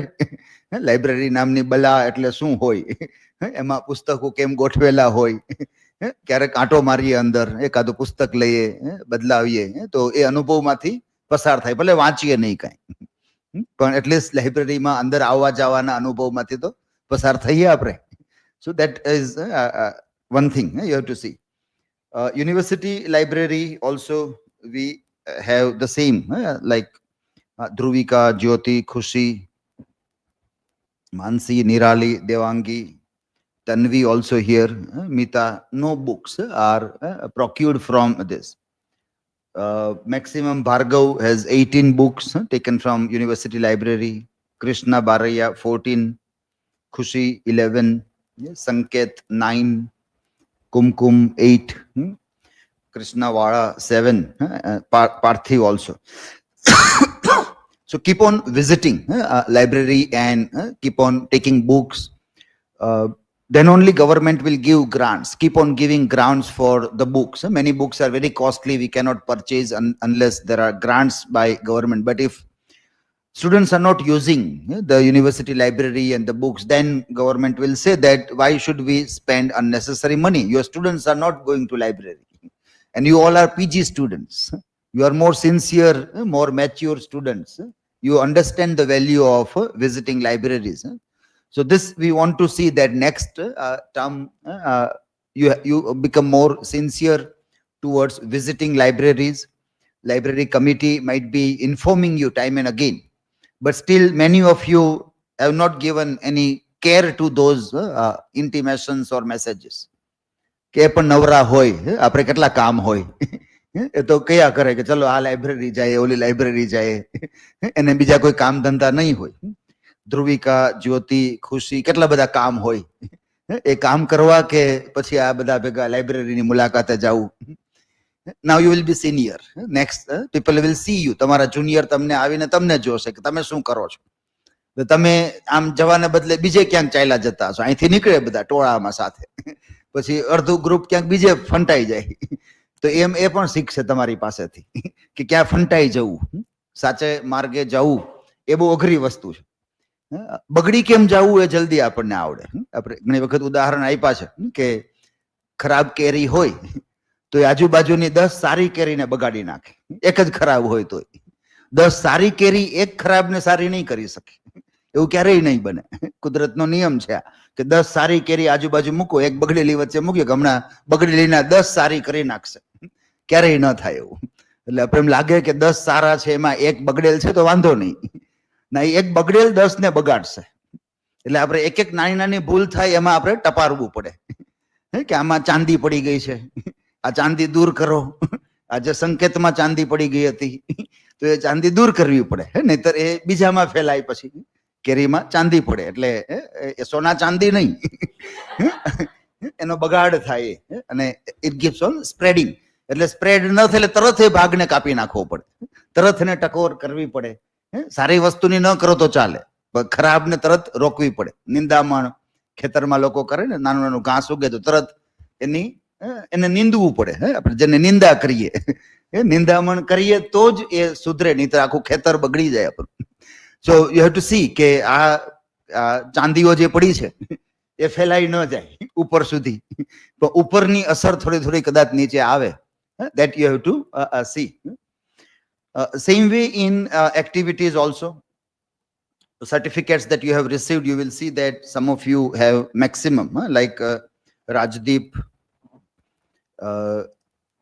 Nishtha, Bhumi, Rutvi, they have maximum events, 29, 30, 31 events participation, which will be mentioned in your certificate also, which you might have checked also. At the same time, we have Krishna Baraya, Meeta, Mansi is there, Meeta, Sagar. So very few activities which are participated also. So this also we want to see that everybody remains actively participating in all the events. That's how all the data is recorded. Everything that is done is documented. You will be documenting all these things next entire year. So you will be minutely observing that these days all these committee leaders might be working very hard to see that what went on in last year. So the more photographs that are taken, the way they have documented things, it is all helping. Otherwise you will forget it. At the end of the year, you will not remember if you don't have proper system of taking photograph, preserving photograph. Then only you can make this. And many of you will be leaders in all these committees to work out also. So see that next semester when you are leaders, all these things are done in a proper way. Yes, and let us start now. Hello everyone, myself Pal Rutvi. Today I am going to discuss from Big Brother to AI overloads, the evolution of power. Here is the academic information, a table of content, and my research question is, how has the evolution of AI driven surveillance and algorithmic control reshaped the power structures, and to what extent does it reflect Orwellian fear of authoritarianism in a decentralized digital age? And my hypothesis is, AI driven surveillance and algorithmic governance have suppressed Orwellian fears, creating a decentralized yet precise system of control where power extended beyond the state of corporations and political entities. Despite regulatory efforts like the EU AI Act and the G7 Hiroshima AI process, rapid AI advancement and regulatory gaps allow unchecked technology power to shape society, threatening privacy, democracy, and human rights. Introduction, The Evolution of Power, Historical Context. George Orwell, dystopian vision in 1928 depict centralized human-led surveillance. Today, power operates through the decentralized algorithmic system, less visible but equally uh, pervasive, from facial recognition and productive policing, AI driven decision making. The system embed control into very fabric of daily life. Technological advancements have shifted control from policing to AI driven governance, where the self has become objectified as a set of a treasure or data stored in files, information banks, and computer memories. Modern surveillance mirror a very sophisticated and costly sound system, where eclectic investment in technology yield diminishing return for civil liberties. The result, a future where governance and unchecked authority become indivisible, as the ruler of law will continue the merge with the climb of power. Orwell's Big Brothers and authoritarian controls. Let's start with Orwell's famous warning: Big Brother is watching you. In Orwell's 1984, Big Brothers was a symbol of a government that watches everything. Everything people do, but today it's not just the government watching us, it's also private companies and technologies also watching us. The quote surveillance can chill the exercise of civil liberty, causing people not to experiment with new, controversial, or deviant idea. This means when people know they are watched, they become afraid to speak up or try new things, even if those things aren't uh, uh, illegal. It makes us more casual and less more. The modern penetration are you are the product. Today we live in a new kind of surveillance system. In the past, you feared police at your door, and now your own phone or apps might be the ones spying on you. This quote is big teach companies like Facebook and Google collect our data and sell it. So it is not just a government doing surveillance, it's companies making money from it. uh, Disney, the quote, Disney sells facial recognition teach to the US military. This showed that how even entertainment companies are part of the surveillance systems now. Orwell fiction is becoming real life. Why this matters? Democratic risk. The secret surveillance undermines self governments. The people, not the state, are surveillance. Democratic work when people free to express themselves. But if we are always being secretly watched, we may lose that freedom, and the power shift from people to those who control the surveillance tool. The Orwell warned us about state surveillance. Today it's worse because we don't just face government controls, we face invisible controls from companies and algorithms. The rise of the surveillance state, from Orwell's to algorithmic controls. Orwell's prophecy meets reality. Orwell's image a powerful government watching everyone through cameras and spies.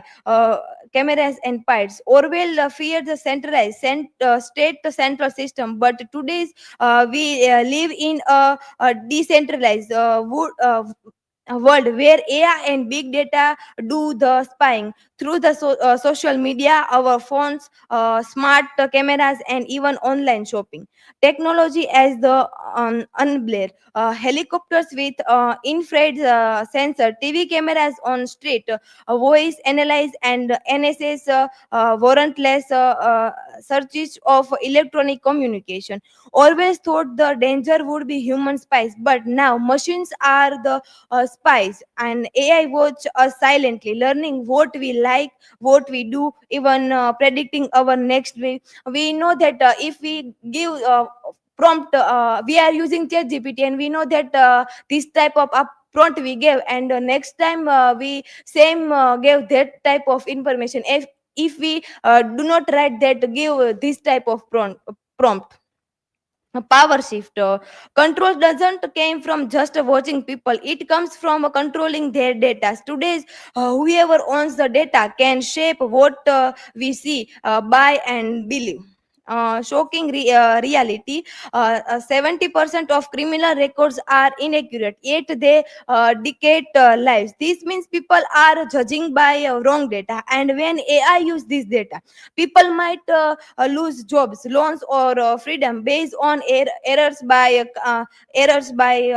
AI. They can't even correct. Why this matter? Democracy in perils, because the right to privacy used to be a moral freedom. Now it's just technical details, easy to bypass. AI based system like facial recognition or criminal database decide major life choice, but there is no way to check or challenge these decisions.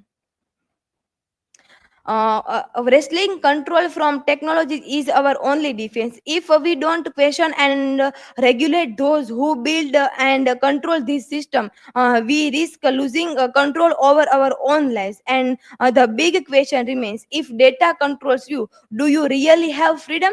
These do you do you really have freedom?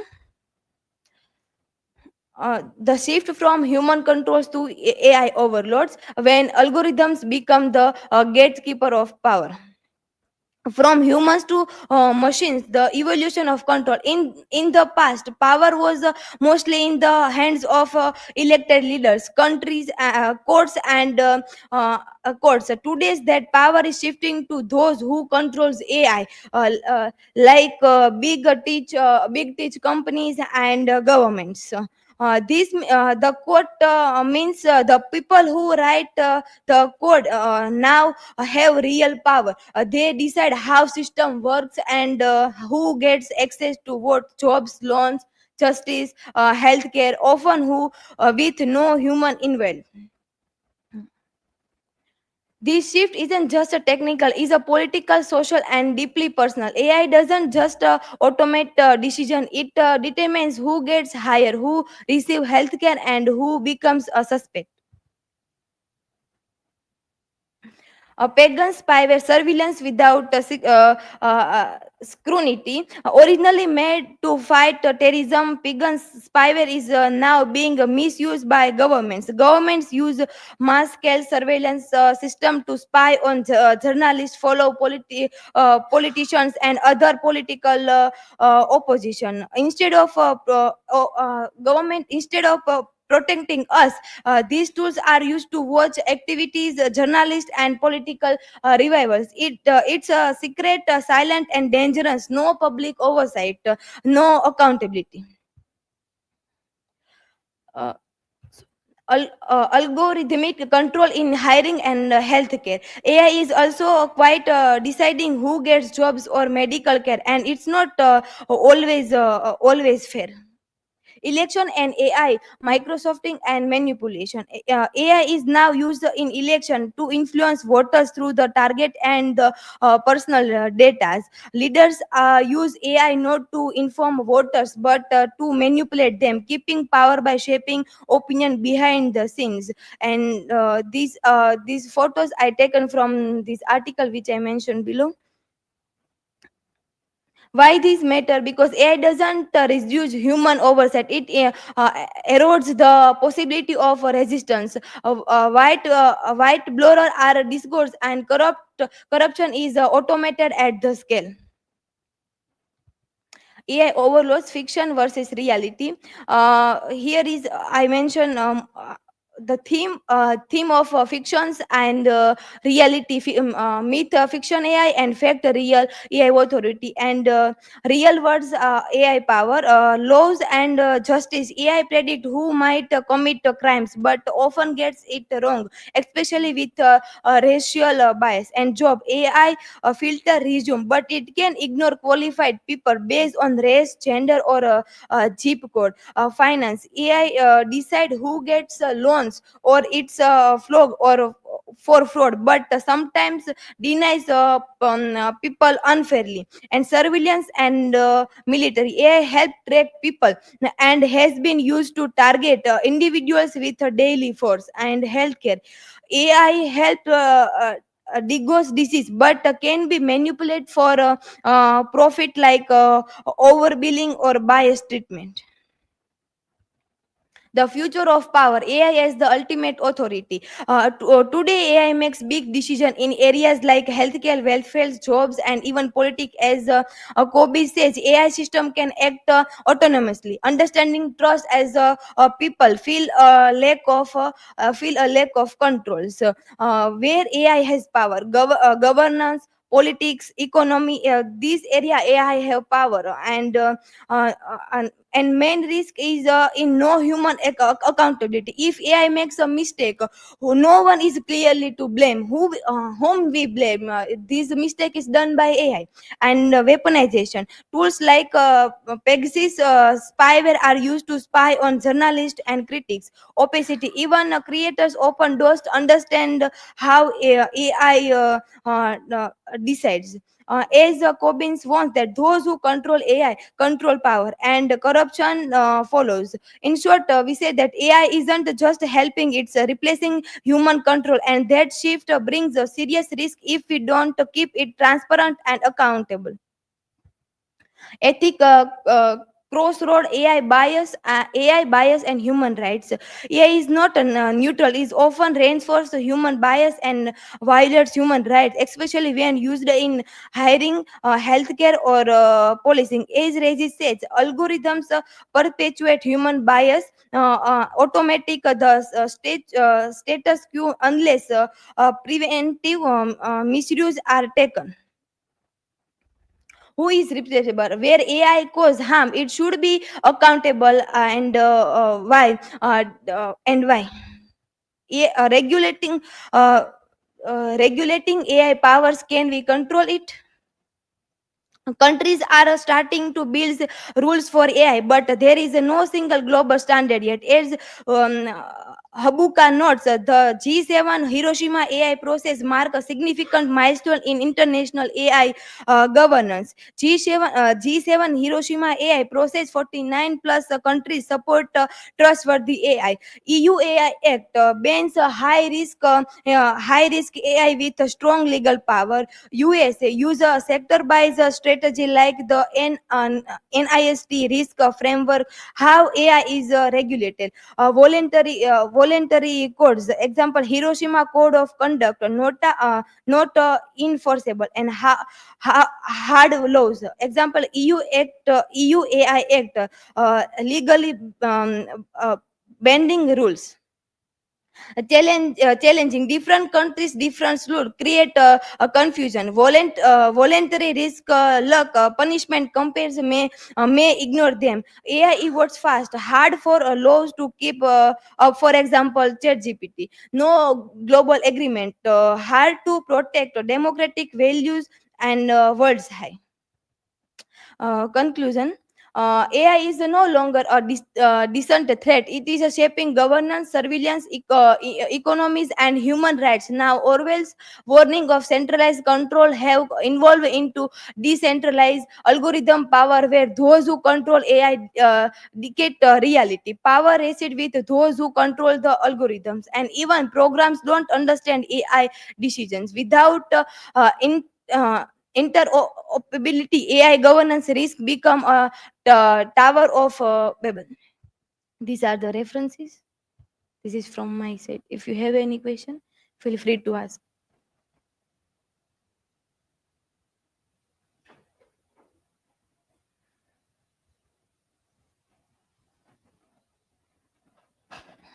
Rutvi, my question is, can AI surveillance ever be justified in democratic societies for security reasons? Yes, may AI can help to catch a criminal and and also help to protect threat which we given by people to people. And if we know that, for example, we know of airport where a detector detect our body and said that this is a wrong thing which you cannot carry and pull up. But if there is a wrong code fit in that detector, then it may harm to innocent people, and it and suppress the illegal things. And for if we say that if AI surveillance is necessary, then people must know that why they are watching on the people, and people should know the rules of that things.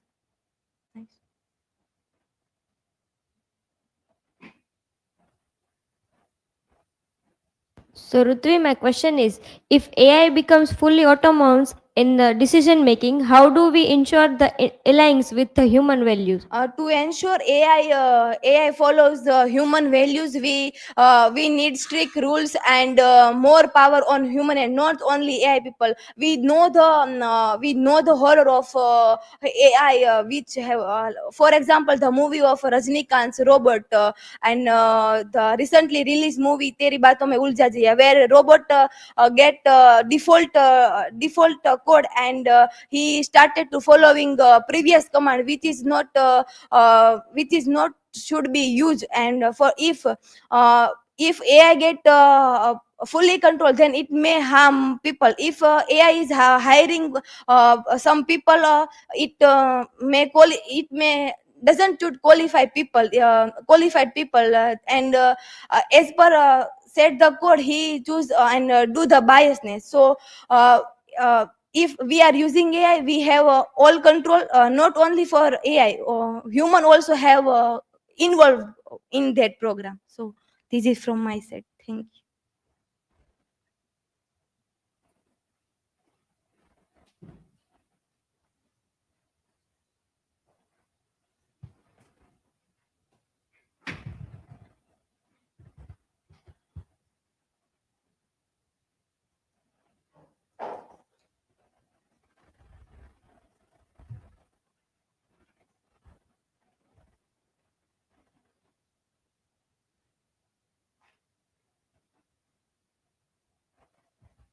Hello everyone, myself Jyotime. Today I am dealing with my topic, the role of time and repetition in waiting for Godot.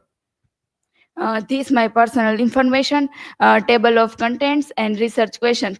How does Samuel Beckett use time and repetition in waiting for Godot to reflect the theme of existentialism and absurdity and a hypothesis? Beckett employs a circular time and repetitive dialogue in waiting for Godot to illustrate the absurdity of human existence, the lack of clear progression, the uncertainty of money, and the endless waiting reinforce the idea that life is trapped in a meaningless cycle, linking with existentialist and absurdist philosophies.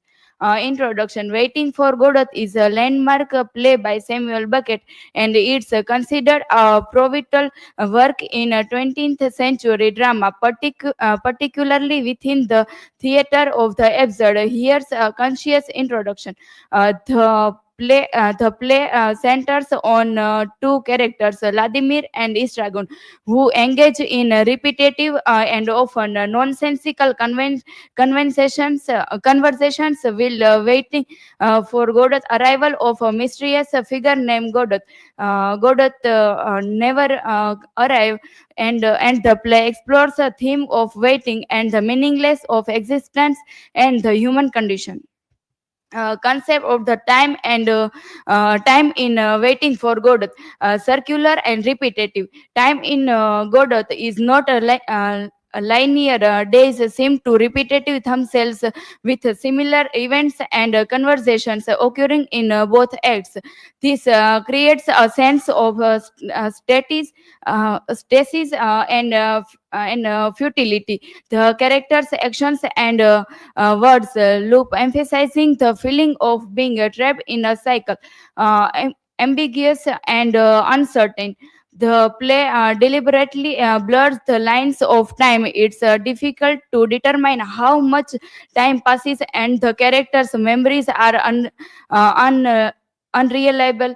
This ambiguity contributes to the play's overall sense of disorientation and existential dreads. Subjective experience.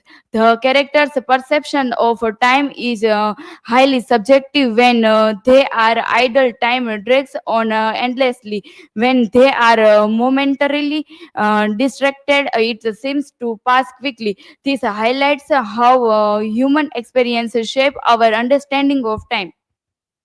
Repetition as a structural device.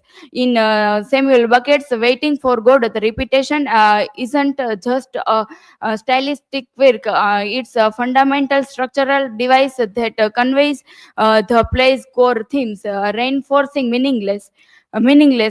The recurring phrases, actions, and the situation emphasize the character's sense of stasis and the futility of their existence. By repeating themselves, they highlight the lack of progress and the circular nature of their lives. The repetition of dialogue often shows the breakdown of the language and how words can lose their meaning through overuse, creating a sense of cyclical time.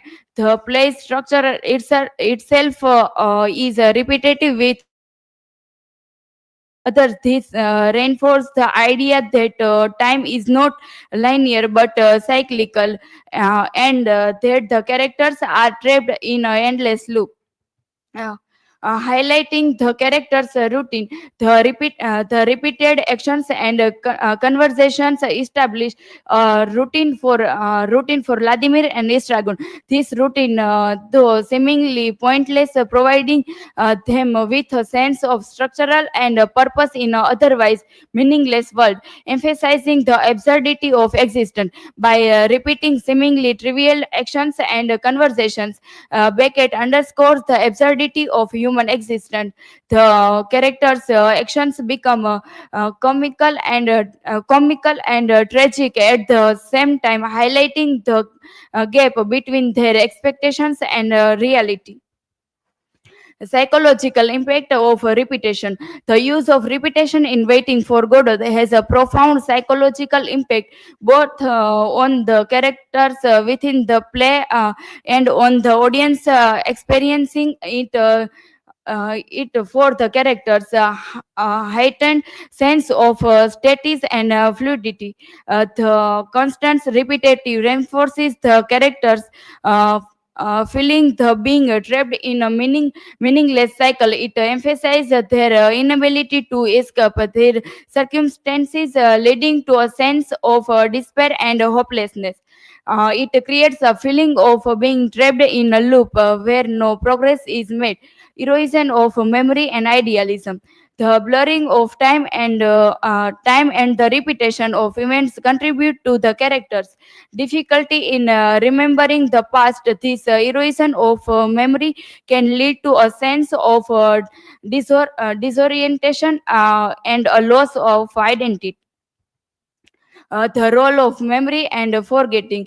The theme of memory and forgetting are woven deeply into a fabric of Waiting for Godot, playing a crucial role in shaping the play's atmosphere and conveying its existential concerns. Here in their significance, unreliable memory. The characters, particularly Estragon, exhibit a profound lack of reliable memory. They struggle to recall recent events, past experience, and even their own identities. The erosion of identity. The characters' failing memories contribute to a sense of lost identity without a clear recollection of their past. They are adrift in a present that seems devoid of meaning.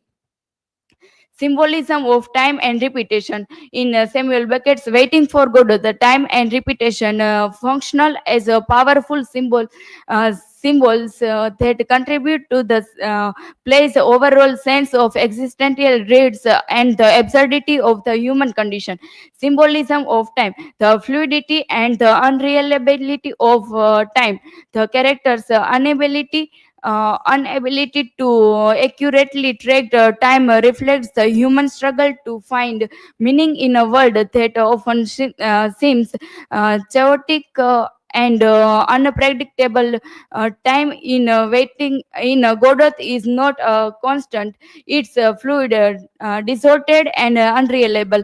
This symbolizes the subjective nature of human experience and the difficulty of grasping reality. Time is a burden. The act of waiting itself symbolizes the burden of time. Vladimir and Estragon's constant anticipation of Godot represents the human experience of enduring time, often without a clear purpose or goal. Time becomes oppressive force, weighting down the characters and contributing to their sense of despair. Symbolism, the repetition. Symbolism of repetition, the cyclical nature of existence. The repetitive dialogue, actions, and situations symbolize the cyclical nature of human existence. The characters are trapped in a loop, repeating the same patterns without any significant change. The breakdown of meaning. The repetition of phrase and conversations can also symbolize the breakdown of language and communication. Words lose their meaning through overuse, reflecting the characters' inability to connect with each other and find meaning in their interactions. The establishment of rituals. The characters' repetitive actions create a sense of ritual which provides them with a temporary sense of structure and stability. This symbolizes the human need for routine and order in a chaotic world. In a conclusion, Waiting for Godot is a landmark play that uses repetitive dialogue and aimless waiting to explore the absurdity of human existence. It challenges conventional theater, reflecting existential themes of meaninglessness and the search for purpose, and continues to provoke throughout about the human condition. These are my references, and thank you. Now you are free and ask me a question. Conclusion. Before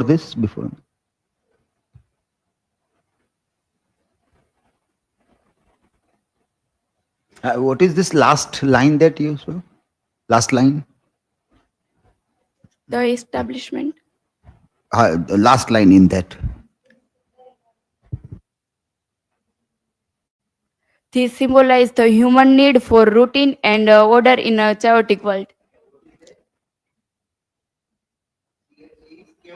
Chaotic. Sorry, sir.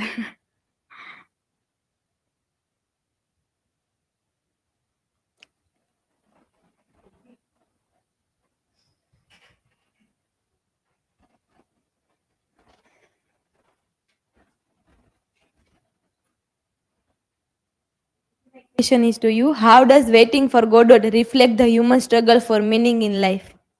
In the Waiting for Godot, the Vladimir and Estragon were ending in the play. He both are the waiting for Godot, but waiting not arrive, and waiting for and he endless in the waiting, and Godot is not arrive in the play, and struggle in the life. The whenever the many people are searching for the meaning, and often that not found.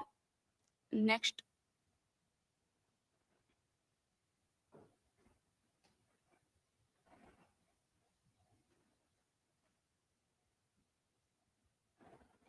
Jyoti, my question is, why does Estragon struggle with his boots while Vladimir struggle with his hat? It could symbolize the body versus mind. Estragon is focus on physical discomfort, and Vladimir is in the to is in thought. Thank you. This is for my side.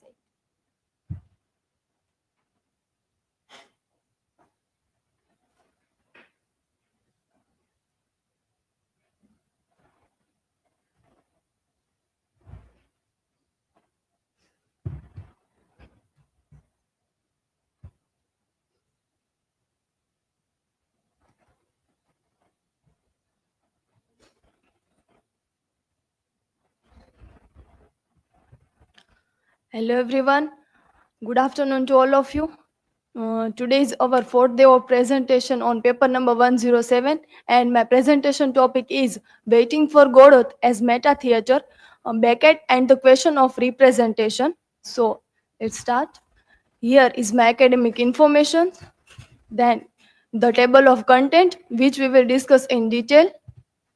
Then here my research question: how does Waiting for Godot use meta-theatrical techniques to challenge traditional notions of representation in drama? And my hypothesis is Waiting for Godot employs self-referential dialogues, cyclical structure, and theatrical minimalism to emphasize the artificiality of performance and question the nature of representation. The play destabilizes audience expectation by presenting character aware of their theatrical existence, mirroring the absurdity of human experience. The absence of Godot and the character's repetitive actions highlight the futility of searching for meaning, reinforcing Beckett's challenge to conventional dramatic representation.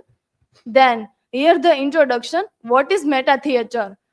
Definition: a form of theater that self consciously reflects on its nature as a performance, blurs boundaries between fiction and reality, challenges the illusions of the storytelling and representation. Then, meta theater in Waiting for Godot, a play about waiting with no conventional plot, questions the function of drama itself.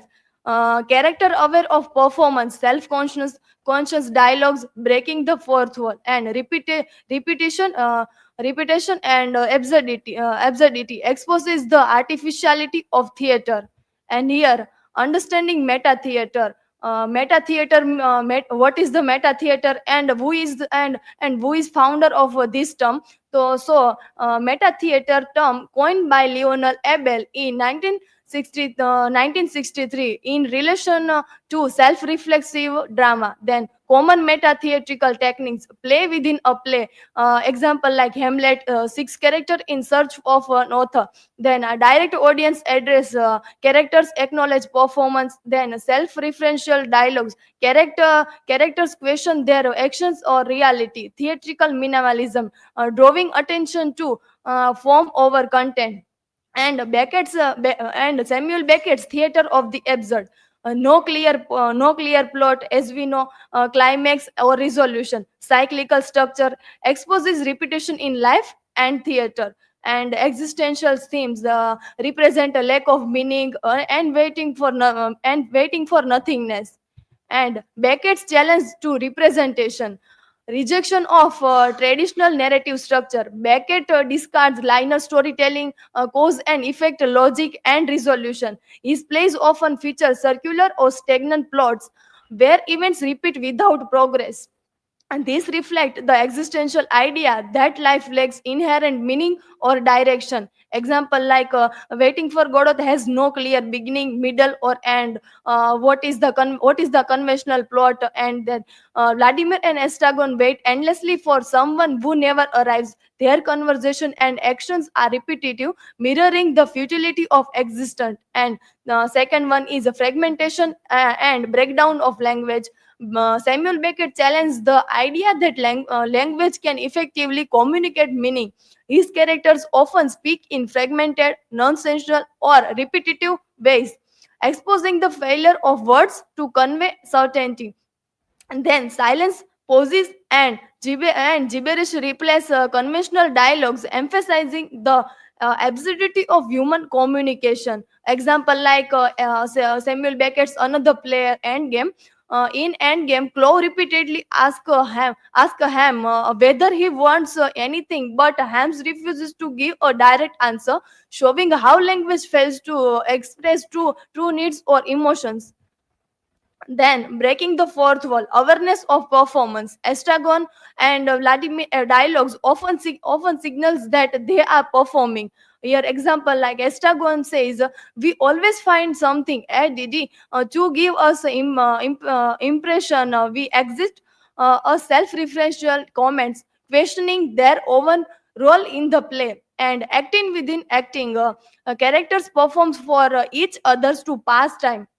Example, Pozzo and Lucky's performance in Act 1, exerted gesture highlighting the artificiality of theatre. Then Vladimir and Estragon constantly rehearse living but never do. What does this achieve? Undermine illusion of realism, forces the audience to question what is performance and what is reality. And then the role of language in meta theater. Meta theater highlights the artificiality of theater, often using language to expose its own limitations. In traditional theater, language conveys meaning, but in absurdist meta theater, like Beckett's Waiting for Godot, it fails to communicate effectively. Then circular dialogue, non sequiturs, and language as a performance. First, circular dialogues. Characters repeat themselves, creating a sense of utility. Example like Estragon. We came here yesterday, Vladimir. No, no, there you are mistaken, Estragon. What did we do yesterday, Vladimir? What did we do yesterday? Non sequiturs. Conversations lack logical progression. Example like Eugene Ionesco. The bald soprano characters make disconnected statements like, "Mr. Smith, the Pope has glass eye," and Mr. Smith says, "Dog have four legs."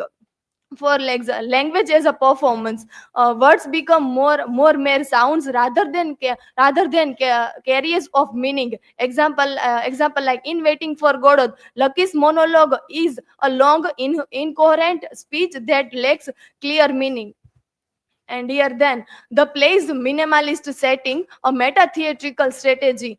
Here the 4 point. First one is a bare stage with only a tree.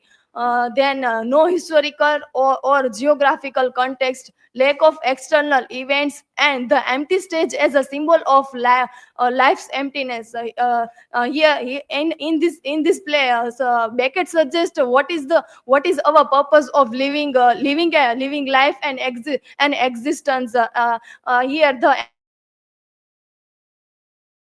and empty stage symbolizes what is the our role, what is we are doing in our life, is a exist and is a meaningless. So here the minimalist setting in Waiting for Godot is a deliberate meta theatrical strategy, drawing attention to the theatrical experience itself while reinforcing the themes of absurdity and existential emptiness. And here the absurdity of repetition, theatrical self-awareness. Here there is a main 3 point like cyclical structure.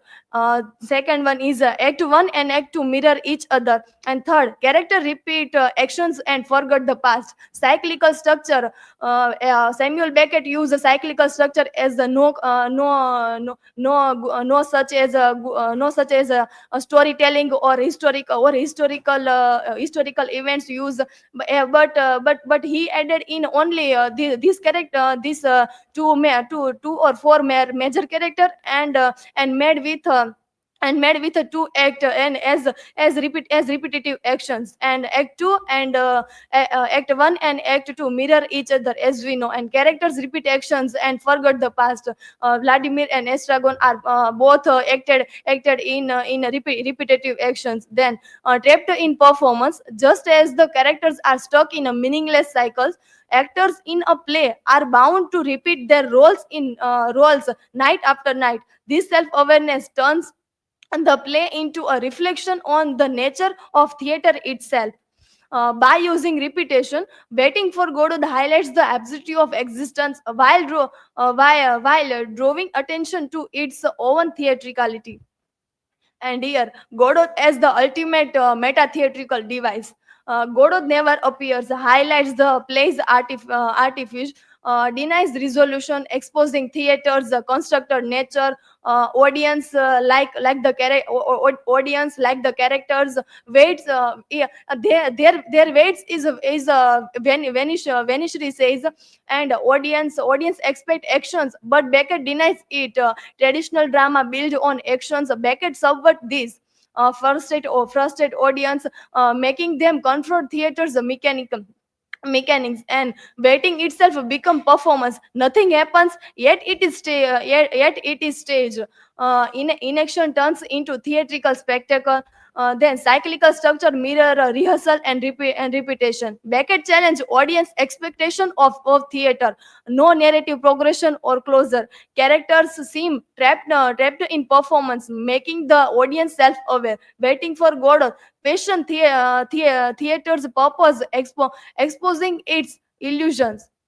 And here, Beckett's anti-representation, the play as a mirror of the audience, Estragon and Vladimir as a metaphor of the audience.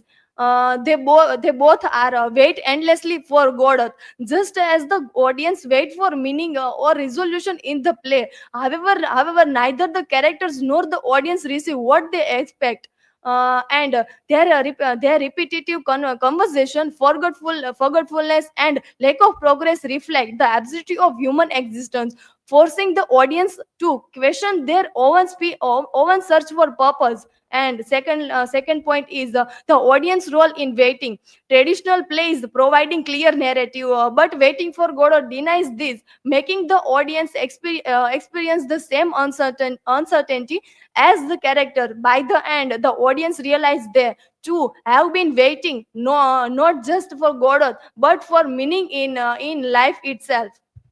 And here the conclusion: Waiting for Godot exemplifies meta theater by questioning the nature of performance and representation, blurring the line between fiction and reality. Beckett rejected traditional storytelling through circularity, repetition, and unresolved action, making the audience aware of its own role in meaning making. The character's endless waiting reflects the absurdity of human existence, where meaning remains elusive.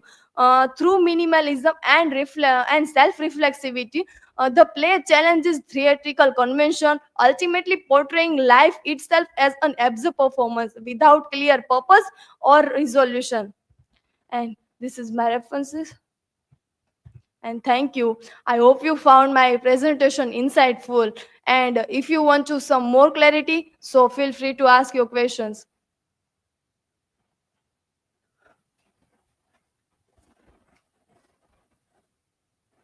Question is to you. What effect does repetition have on audience perception in Waiting for Godot? Yes, Rudvi. Waiting for Godot Waiting for Godot is a play about repetition, meaningless actions, of characters. But here, repetition have on audience perception. Audience suggest this play is about such absurdity. But what is the purpose? What is the meaning? We can find in such a act, and there are no such way of finding in meaning. So There is a second question also, but reply this in the comment. Okay? Now we'll have to take one question only because still 5 of you are remaining. It is already 2 o'clock. So next presenter now you can come. Yeah. Yesterday also it was 7 o'clock. So you have to take 8 minutes to speak and 3 minutes for question and answer. So within 11-12 hours we can 11-12 minutes we can complete. It is almost 3 hours and we have completed only 11.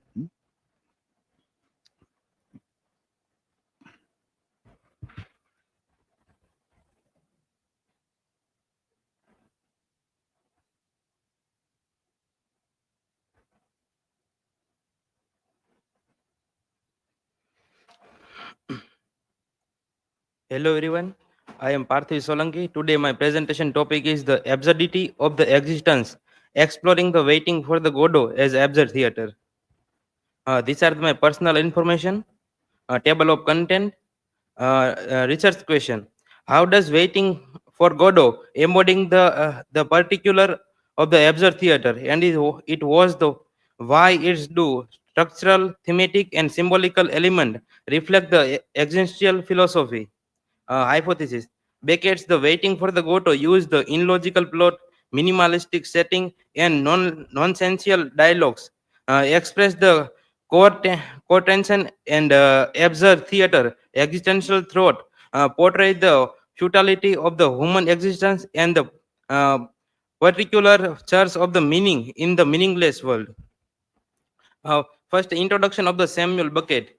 Samuel Beckett is the full name Samuel Barclay Beckett, and born in April 30, 96 in Dublin, Ireland, and died on the December 22 in 1989 in Paris, in France. Is the literary contribution renowned Irish playwright, novelist, and short story writer and poet. His language to write in the English and France. His famous work is very famous to the Waiting for the Godot, Engarde in the 1957, and the Craft's Last Trip in the 1958, Happy Days in 1961. Is the most first person to the contribute the absurd theater. Is the key figure who work the description existential despair in the futility of the human existence, often the blending the tragedy and comedy. Is Nobel Prize in Literature in 1969. In writing style is minimalistic, absurdist, and characterized by the black, tragicomic, and portrayal of life. And his influence is the most of the influence playwright of the 20th century, living lasting impact of the modern and absurdist. Absurd theater. Absurd theater emerged in mid 20th century, primarily in Europe, and is the reaction to the disillusionment in the following in World War II, influenced by the existential philosophy, especially Albert Camus. Camus' myth of Sisyphus is the absurd and new theater movement in the originally in Paris based in the portray the absurdity of the meaningless of the human existence, reflecting the chaotic and the irrational nature of the lives. In the storytelling influenced by the existential philosophy, especially of the idea Albert Camus and Jean-Paul Sartre, is the characterized by the logical plot, non-sentient dialogues, and others, and challenging the traditional narrative conversational, forcing the audience to control the uncomfortable existence questions. These are the quotation of the Albert Camus myth of Sisyphus is the portray the existentialism is the how absurd theater to connect with this absurdity in the writing the play is the most important quotation in arrives there the suddenly despair of the illusion and a light man feel the stranger this divorce the between the man and life the actors and the setting rurally constitutes the feeling of the absurdity. This quote from the myth of Sisyphus in 1920 by Albert Camus. It's the capture the essence of the absurdism, highlight the sense of alienation and disconnection of the arise the when of the confront the meaningless and scotic nature of the existence. These are the Martin Eslin to the describe the absurdity, the theater of the absurd, strive to the express its sense of the senseless of the human condition and the dysplexy of the rational approach by the open embodiment on the rational device and descriptive thoughts. Absurd Theater and Waiting for the Godot is the Waiting for the Godot by Samuel Beckett. Through the all the play is that six characteristics to present waiting for the Godot as the absurd theater. Beckett's the opening figure, the absurd theater, revolutionized the dramatic literature with the landmark by the writing Waiting for the Godot in 1953, which considered the one of the most profound expression existential philosophy and absurdist aesthetics. The play, curricular structure, plot, and reflection of the futility and repetition of the human lives. Vladimir and Estragon, endlessly waiting, symbolize the humanity search of the meaning in the different narratives. Figure of the like the perspective dialogue, the human staging, and the non-linear narratives express the life of the existential blackness. Beckett, the blending tragedy and comedy, highlight the absurd the paradox of the hope and mind of despairs.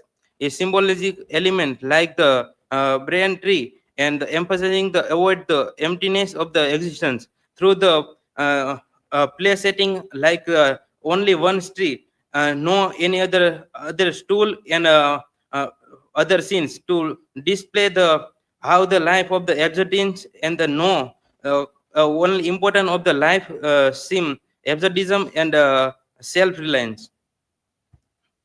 The illogical plot and the non-linear narratives. The play two act mirror each other. The almost identically emphasize the repetition and the meaningless narrative. Right, waiting. And take the progress, resolution, ironic, and absurdity of the human existence. Lack of causality, winning the play, do not follow the logical sequence. Some is the sequence the character it not follow the lifestyle sequence, but is the sometimes the changes and repeating again and again. Repetitive dialogue and action is the two act in Vladimir Extragon and Pozo and Lucky, which the same action to repeated in throughout the play. Is the first is the waiting and some struggle and like comes out the Pozo and Lucky, and through the second act also repeative same acting. The lack of motivation as the waiting is the same less in the to the boring the character like Estragon and Vladimir to the give a motivation to sometime arrive the Godot and to meet him. Absurdity and the time and memory is the time is the no matter to in this throughout the play. The character uncertain about the past out the time and often forgot the past even suggesting the time itself the folding the unreliable mirror the uncertainty of existence. Nonsensical dialogues is the player throughout the many of the dialogue to the no any sense to who is the present in ethics to in dialogues, but character throughout the play is the repeating again same dialogues like Vladimir in Estrogan is the this quotation like the Vladimir, let's go Estrogan, we can't, Vladimir, why not Estrogan, we are waiting for the Godot is the present of the nothing in the no sense any dialogue to who is the present is the description the concept dialogue the character fade the communication meaningfully highlight the in socialization and the absurdity of the human existence. Existential themes is the throughout the play describe the existential theme is the human absurdity in existence. The play emphasizing the meaningless and the static nature of the human life in reflecting the existential belief in life like inheriting purpose. Waiting and hopelessness is the Vladimir in Estrogan is the throughout the play in waiting is the describe the Godot symbolize the humanity, totality, search of the meaning and certainty in the indifferent universe. Isolation and composition is the character depend on each other throughout the play is the describe the human to require the any person to is the mindset in only loneliness is the very hard time and stagnation. The play present the time of the perspective in the stance where the nothing significant changing the mirror, the existential struggle with the pass out over time. human suffering in endurings. The character enduring the physical and emotional suffering to connection weight symbolize the present of the human spirit and despite the adversity, questioning the existence, the lack of the clear awareness about the godhood, identity, purpose, the live, the characters, the question to assess the existence and source of the meaning. To throughout the play is the source of the meaning is nothingness of our life. A minimalistic or absurd setting is the setting is the play is very required and represent of the absurdity in the play is the spare stage and design. A design of the stage describe only the road and the only one tree is symbolize the disillusion and the emptiness. Lack of the detail and sense necessary. The absurdance element, the emphasizing the timeless landscape, the nature of the play, reflecting the unversity of the human despair. Symbolic element, like the solitary represent both of the happiness and the fate of the hope, and lightly the changing the between the highlighting at the past the time. Black and enhancing atmosphere. The environment setting was to highlight the monotonous cycling nature of the character waiting. Absurd space is the identify the landscape of the suggestion, existential voice and theater, humanity and struggle of purpose. Blending of the tragedy and comic and comedy. Don't read the entire slide. Huh? Okay, sir. It will go down to 6 o'clock in your presentation only. Okay, sir. Be brief. Just tell what you have done there. Don't read each and every word of see the slide. It is so full of the text there. Yes, sir. Everybody will get tired of listening there. Blinding and tragedy and comedy is the all the character like Vladimir in Estrogan. All the dialogues are the same.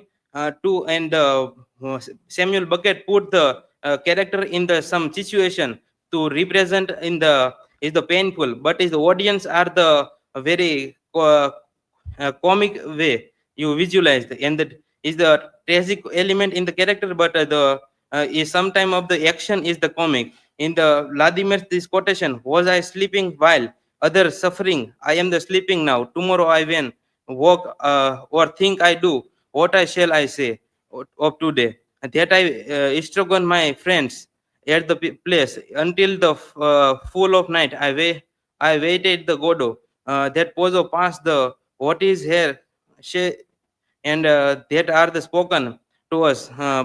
Probably, but in all that, what truth we will there be?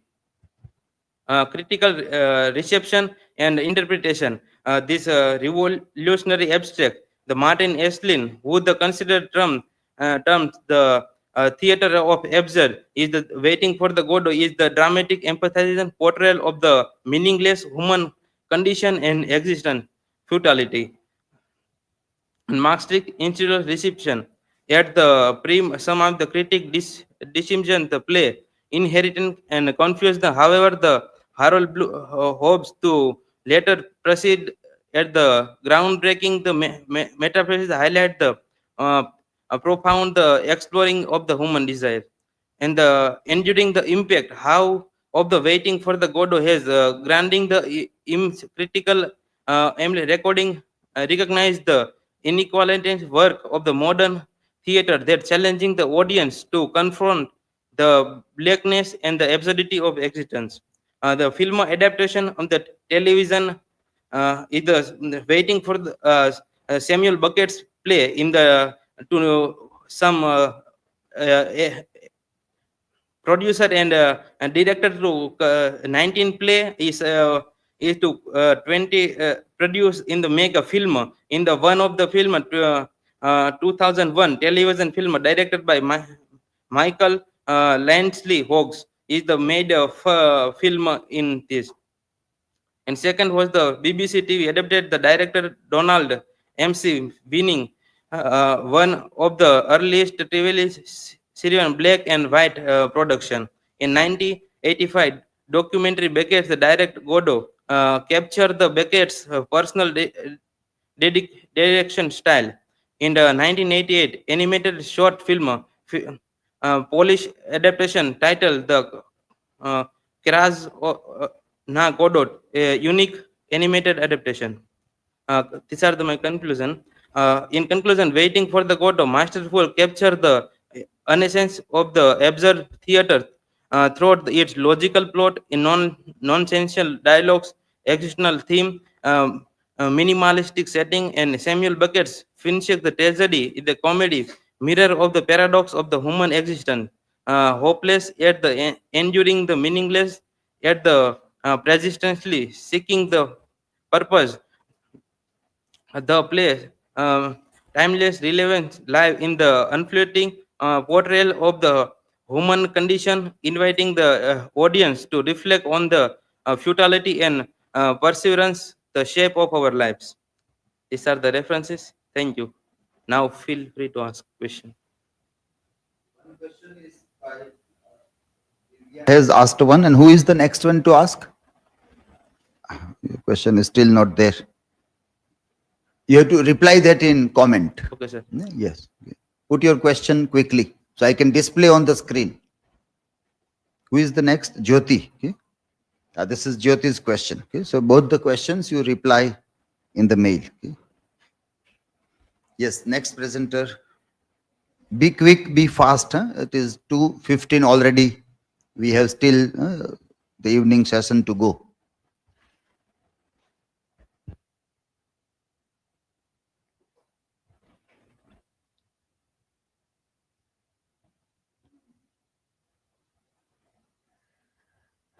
Okay, so very good afternoon, everyone. This is Pumida. Today I'm here with the presentation on waiting and the absurd in Waiting for Godot versus the Myth of Sisyphus.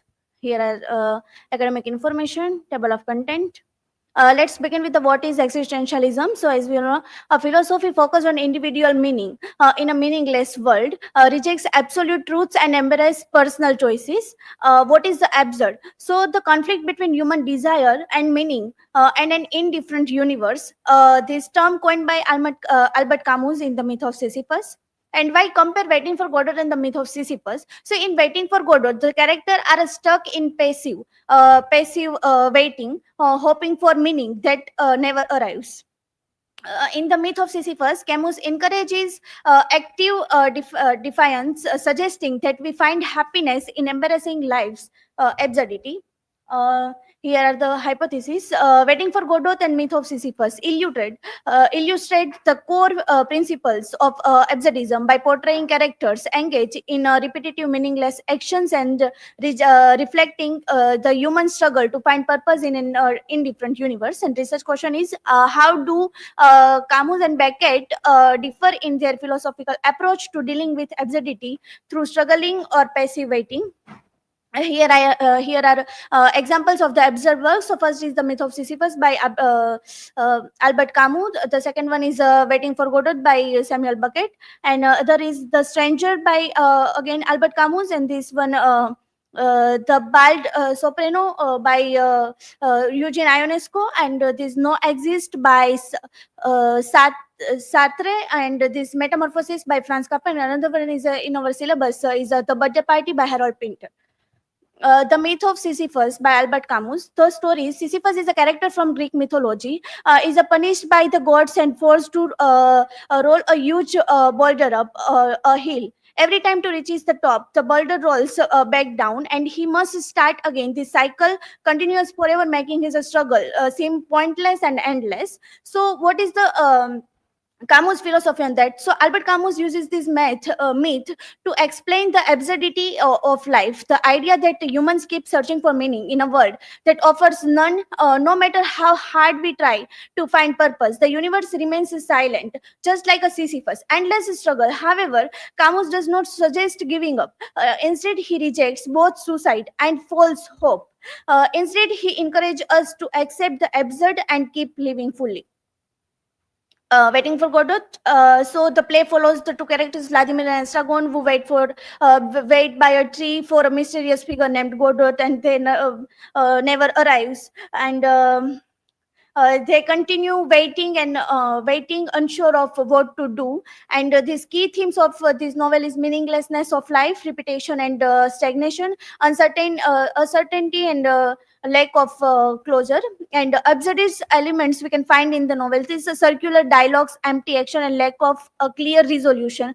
As we read some paragraphs of the original novels in our class, so we can find that how difficulty to we can face to find the real meaning of the through this language.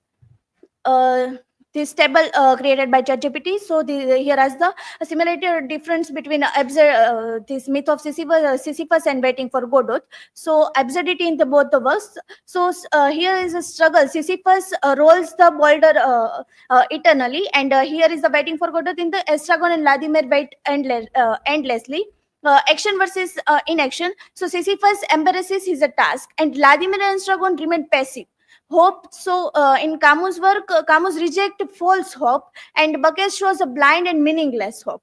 Resolution, acceptance of a fact as a freedom, and here no resolution, waiting continues. So time and repetition. So Sisyphus task, he's forced to roll and the boulder up the hill forever, only for it to roll back down again. His struggle is never ending. And in this Samuel Beckett's novel, Vladimir and Estragon's waiting, every day they wait for Godot, talk to argue and consider leaving, but nothing ever changes. Here's the key difference. Camus' view, Sisyphus knows his task is a pointless, useless, but he chooses to embrace it by accepting his fate. He find freedom and happiness. Beckett's view, so Vladimir and Estragon reputation has no resolution or purpose. They don't act or embrace their situation, so they remain stuck in hopeless and endless loop. Hope and meaning. So Camus' view, he believes that life has no given meaning, and but we can create our own meaning by accepting the absurd and living fully. Instead of waiting for answer, we should embrace life as it is. Beckett's view, in waiting for Godot, meaning is uncertain and hope seems pointless. The characters wait for Godot, accepting him to bring purpose, but he never arrives. In Godot false hope, is Godot false hope? So yes, we can say yes, because he never comes, yet Vladimir and Estragon keep waiting, believing he will bring meaning. The endless waiting show how people often cling to false hope and instinct of taking action. Here is a key difference between Camus' essay and Beckett's novel. So in Camus encourages people to accept life and create their own purpose, and Beckett shows characters trapped in waiting, suggesting that hope can be an illusion. So here I conclude my presentation. Waiting for Godot and the myth of Sisyphus explore the absurd, the search for meaning in a meaningless world. Camus encourage acceptance and action, suggesting that we create a meaning by embracing life, like a Sisyphus does with his endless task. Beckett, however, presents a bleaker view where Vladimir and Estragon remain trapped in a hopeless waiting, clinging to false hope that never comes. Will Camus sees defines and as a freedom, and Beckett portrays inaction as a cycle to emptiness, leaving us to decide should we act or wait. Here are my references. And yes, thank you so much. Now I would like your question.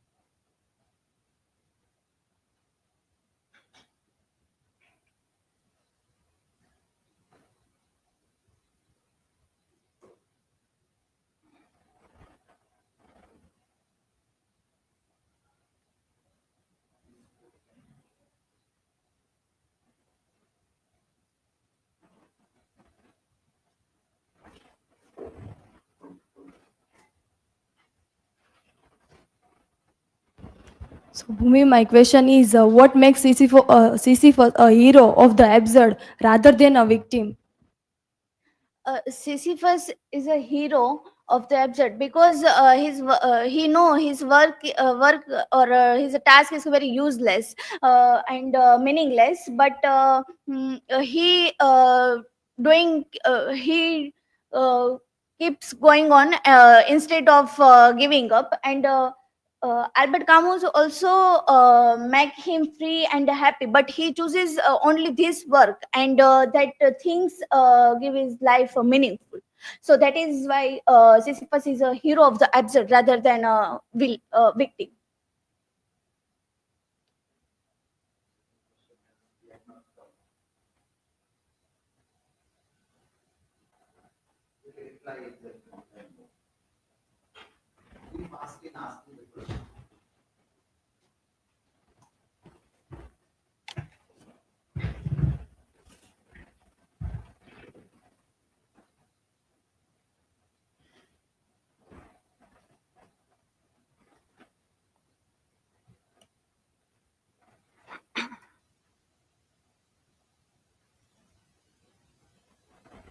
Hello everyone, good afternoon to all of you. Today I present my presentation topic is the theme of time and waiting in the play for Waiting for Godot.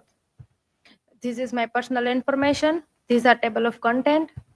Research question: how does Samuel Beckett use the themes of time and waiting in Waiting for Godot to reflect the absurdity of human existence? Hypothesis: Beckett presents time as an endless repetitive cycle and portrays waiting as a metaphor for life's uncertainty and a lack of meaning. Through the character's stagnation and the illusion of time progressing, the play suggests that human existence is defined by futile expectation and ongoing search for meaning that may never be fulfilled. These are biography of Samuel Beckett's. Introduction: Samuel Beckett's Waiting for Godot 1953 is a defining work of the theater of the absurd, a movement that highlights the meaningless and repetitive nature of human existence. The play revolves around two central characters, Vladimir and Istragron, who spend their days waiting for mysterious figure named Godot. However, Godot never arrives, and their waiting seems endless and futile.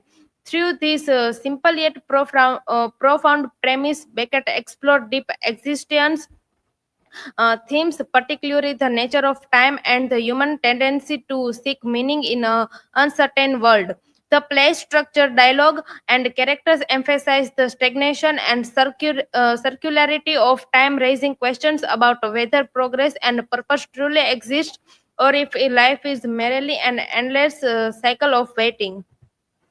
The concept of time in the play. In Waiting for Godot, time is depicted as an endless cycle rather than a linear progression. The event in the play suggested the past, present, and future are indistinguishable, creating a sense of stagnation. Vladimir and Estragon frequently struggle to recall past events, sometimes forgetting what happened just a moment before. This forgetfulness reinforces the idea that time is meaningless and does not lead to any real development or change. One of the most striking aspects of the play is its repetitive structure. Both texts follow a nearly identical pattern. Vladimir and Estragon wait, engage in tribal conversation, consider living but never do, and receive the same message from a boy that Godot will come tomorrow. This repetition makes it unclear whether time is truly moving forward or if the characters are trapped in an endless loop. The uncertainty surrounding the passage of time reflects a central existence theme of the play. The human struggle to find meaning in a world that offers no clear answer. Beckett uses this cycle nature of time, emphasizes the absurdity of life and the futility of waiting for something, whether it be salvation, purpose of or God himself that may never come. Waiting is a metaphor of for human existence. In Waiting for Godot, the act of waiting is more than just a plot device. It serves as a powerful metaphor. The human Vladimir and Estragon wait endlessly for Godot, a figure who never arrives and whose identity remains ambiguous. Their waiting reflects the uncertainty and lack of meaning that often define human existence, just as the two characters cling to the hope that Godot will eventually come and give them direction. People in real life often wait for external forces, whether it be success, love, purpose, or salvation, to bring meaning to their lives. Godot himself can be interpreted in multiple ways: as God, as hope, as a savior, or as a symbol of unten- untenable fulfillment. The character's blind faith in his arrives mirrors the way people place their hopes in future events or external figures, expecting them to provide meaning or a resolution. This highlights the absurdity of human existence. People spend their lives waiting for something that may never come rather than creating meaning for themselves. Repetitions and stagnation. One of the most striking aspects of waiting for Godot is its repetitive structure, reinforcing them of monotony and existential stagnation. The play's two acts mirror each other, with Vladimir and Estragon engaging in the same discussion, contemplating living but never doing so, receiving the same message that Godot will arrive tomorrow. This cyclical structure suggests that time is meaningless and no real change occurs. Beckett used the repetition to reflect the absurdity of human existence. People engage in a routine waiting for meaning or change that never comes. They play suggests that life itself may be an endless cycle, leaving the audience to question whether true progress is even possible. The illusion of the time progressing. In waiting for Godot, time appears to move forward, but in reality, nothing truly changes. While the characters acknowledgeable the passage of time, they remain trapped in an endless cycle of waiting, with no real progress or resolution. Each day seems to repeat itself, with Vladimir and Estragon unable to recall past event or change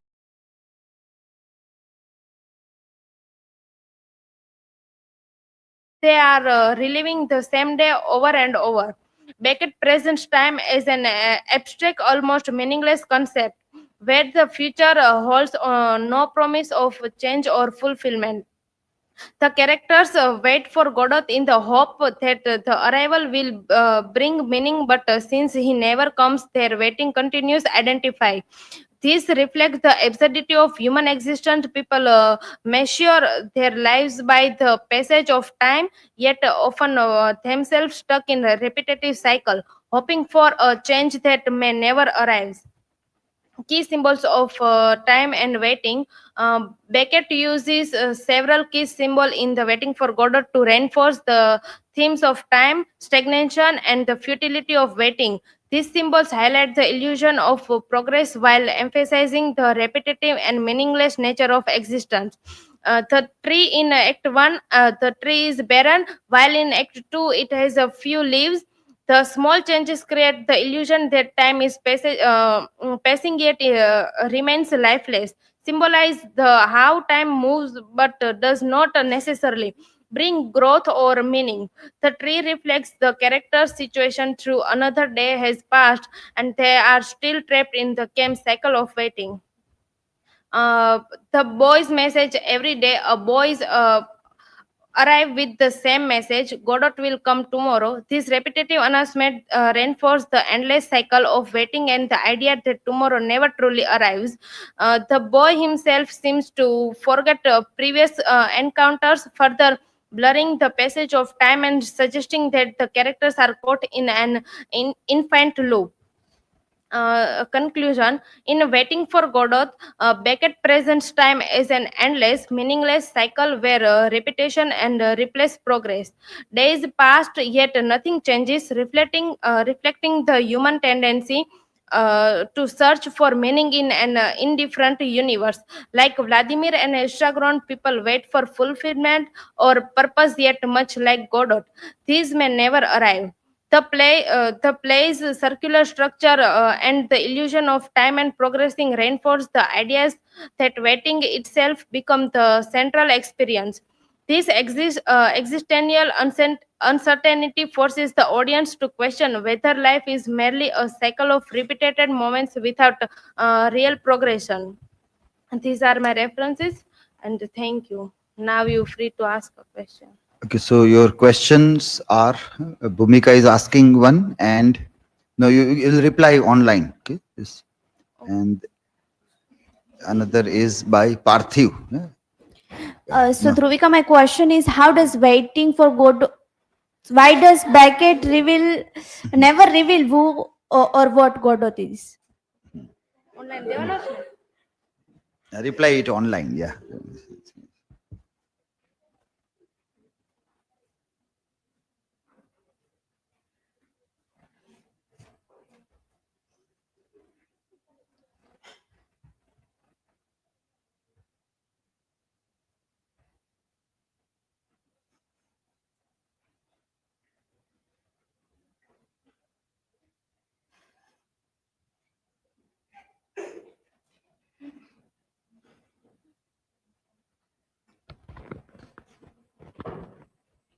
Hello everyone. Today I am going to dealing with the topic dystopian literature 1984 and its legacy in modern society. Here is my academic information. Here is table of contents. And so my research question and hypothesis. So my research question is, how does Orwell's 1984 predict modern issues like mass surveillance and government control, and what are its implications for individuals' freedoms today? So hypothesis for this is Orwell's 1984 remains highly relevant in modern society. Governments and corporations uses technology to monitor, control, and influence public behavior. The novel's theme, mass surveillance, propaganda, censorship, and thought control, can be observed in contemporary issues such as government surveillance programs, the manipulation of information through state-controlled media. Technology also offers a tool for resistance, raising question about how individuals can safeguard their privacy and autonomy in an era of digital oversight.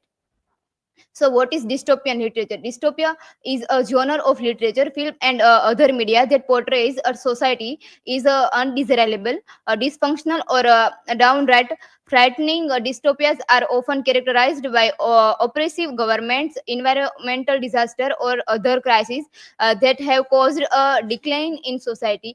They often present a warning about the danger of certain political or social system, and can be used to critique existing political regimes or imagine alternative futures. So, purpose of dystopian literature's works are is it warns readers about possible dangers in society, often reflecting real world fears. So, here are some examples of dystopian books. So, introduction to Orwell's 1984. Orwell's published 1984 published in 1949 as a warning against totalitarianism. Novel's dark vision of the future left lasting impact on readers, shaping cultural and political discussion worldwide. Enduring influence. So concept from the book such as Big Brother and Thought Police are now synonymous with modern social and political abuse. Orwell's novel is more than fiction. It is a stark warning about power, surveillance, and control that remains relevant today. So common themes in dystopian fiction. So we see that if we compare it with 1984, so theme of totalitarian control. So it's meant that absolute government control. In 1984, we find that Big Brothers, who is control over the Oceania. In if we see it real world parallel examples, so North Korea's regime. Surveillance, that means the citizens constantly watched. So in 1984 we find that telescreen and thought police, which are represent that, and in real world we find that CCTV, phone tracking, AI surveillance, which are also linked with it. If we see that propaganda, so it means that government manipulates truth. So for example, in 1984 we find that 2 plus 2 5, we know that 2 plus 2 4, but in that level they are manipulated, that they are accept that 2 plus 2 is 5. In real world we find that fake news and political misinformation information. restricted freedoms. So people lacks rights. So in novel we find that no freedom of thought or speech. In real world we find that internet censorship in some countries, language manipulation. So words control thought. News speaks limits free thinking in a novel, and in our society we find that social media censorship. How 1984 predicts the modern world. So Orwell's 1984 serves as a profound warning about the dangers of surveillance, censorship, and propaganda. In contemporary society, these themes are evident in various forms, such as government monitoring of citizens, corporate data collection, and manipulation. So, if we take from 1984 third police, so in real world example, internet censorship, social media bans. So, as like government and technical companies monitor the restricted content that challenges authority, similar to Orwell's third police. Big Brother. So government surveillance, mass surveillance tracks and controls behavior, echoing Orwell's ever watching full Big Brother. News speaks. So political correctness and cancel culture. Language controls limit free speech, making a certain opinions socially or politically unacceptable.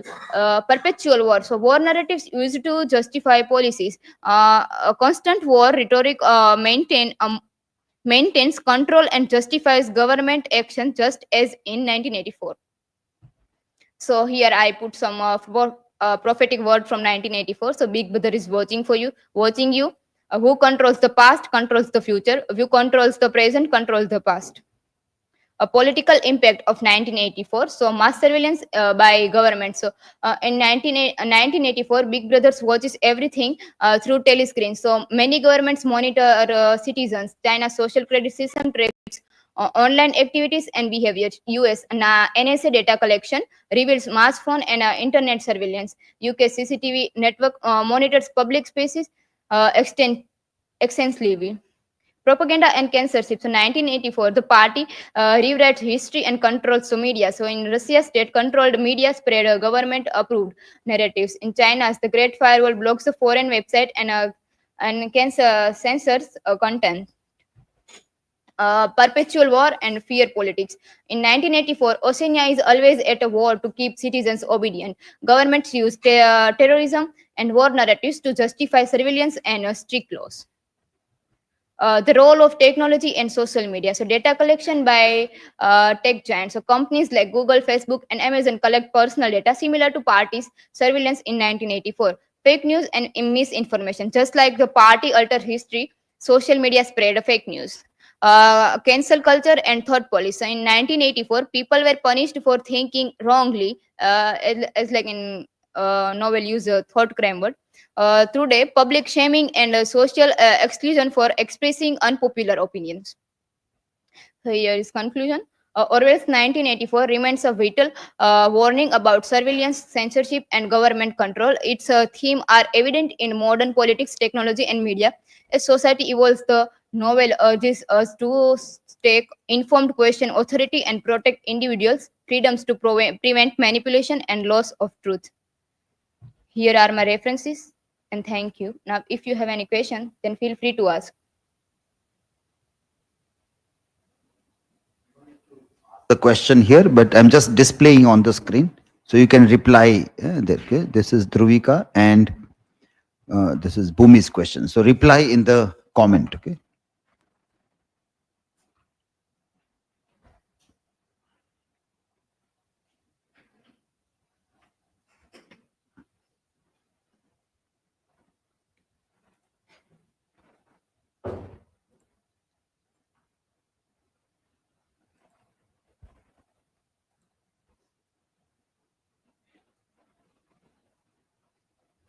So hello everyone, I'm Kumkum Hirani. In today's presentation, my topic about the Sisyphus and the absurd hero, Camus' influence on Waiting for Godot.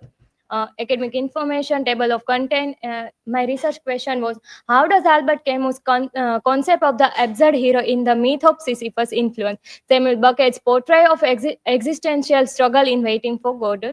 Hypothesis. Samuel Beckett's Waiting for Godot reflect the Albert Camus' philosophy of the absurd by the presenting Vladimir and Estragon as a modern Sisyphus, like a figure who persist in their meaningless existence. Their endless waiting mirror Sisyphus' eternal labor, embodying the absurd hero's acceptance of life's fluidity without seeking external meaning or resolution. Introduction. Albert Camus' philosophy of the absurd, particularly his concept of the absurd hero, profoundly influenced Samuel Beckett's Waiting for Godot. Camus, in The Myth of Sisyphus, which is published in 1942, argues that life is fundamentally meaningless and the human being must confront his absurdity. Sisyphus, condemned to endlessly push boundless up a hill only for it to roll back down, because as a symbol of a perversions in the face of fluidity. Similarly, Beckett's Waiting for Godot, which is published in a 1953, portrait of Vladimir and Estragon in an endless cycle of waiting for the mysterious Godot who never arrives. Their perspective, actions, existential conversation, and uncertain hope mirror Camus' view of the absurd condition, where a human seek a meaning in a meaningless world through the exploration of time, suffering, and the invisibility of repetition. Beckett's play embodies the essence of the absurd hero in the defined by Camus. So here the topic like Albert Camus and the absurdity. Albert Camus was developed a philosophy of absurd, which explored the conflict between human search for meaning and universal indifference. So here the Albert Camus was a French philosopher, and he introduced the absurdity in the and also. In the myth of Sisyphus, he discussed about the absurdity that how Sisyphus roll rock up to hills down, and Camus illustrated his struggle using the Greek myth of Sisyphus, condemned to roll the bounder uphill for eternity. Camus argued that rather than falling into despair, one must accept the absurdity of existence and continues living with a definition and personal freedom. His idea influenced absurdity literature, particularly Samuel Beckett's Waiting for Godot. Next topic was the myth of Sisyphus, the absurd hero. So we basically know about the story of Sisyphus. So Bhumi explained in her presentation, so I'm not tell the story. Like Albert Camus explored the idea of the absurd, the conflict between human desire for meaning and the different universe. Sisyphus, a figure from Greek mythology, is a condemned to the role bounder up a hill forever. Despite the fluidity of his task, Sisyphus does not seek escape but escape his struggle. Camus called him an absurd hero because he embarrassed life despite its meaningless.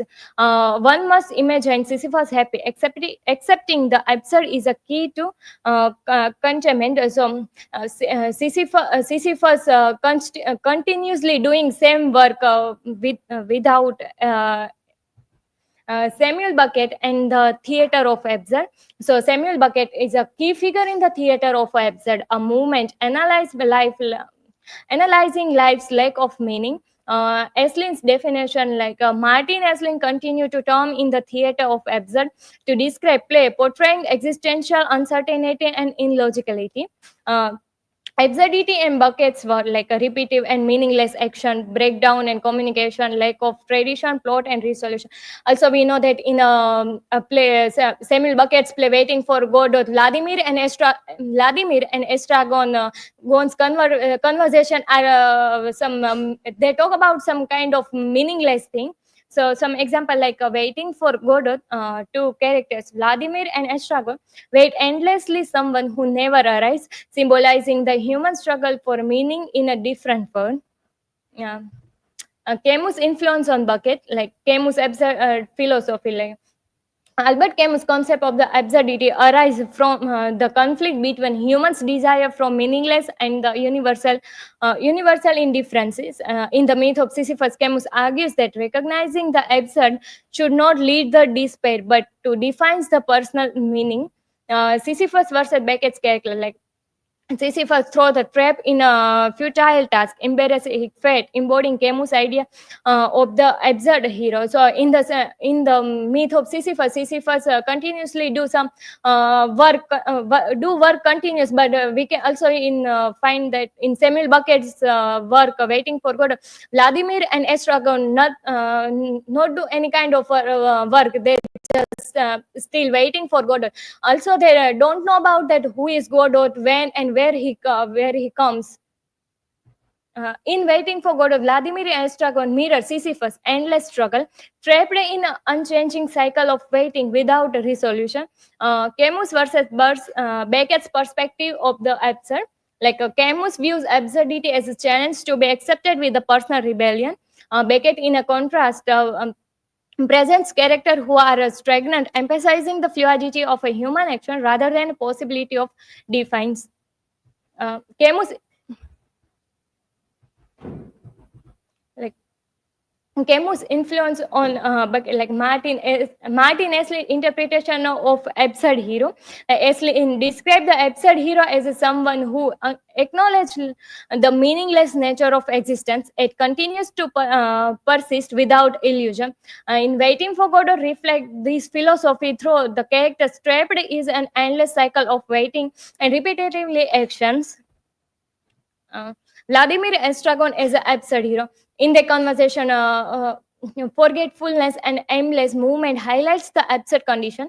They wait for Godot, who never arrives, mirroring Sisyphus pushing his rock endlessly. They contemplate escape, but never act, reflecting Camus' rejection of nihilism in the myth of Sisyphus. Ensure without meaning, despite their suffering, Vladimir and Estragon persist in the waiting, accepting their fate without hope and resolution. Camus' idea that one must imagine Sisyphus happy applies finding meaning in the ensure rather than external validation. Here the conclusion, Camus' concept of the absurd is a scene in the myth of Sisyphus, deeply influenced Beckett's Waiting for Godot.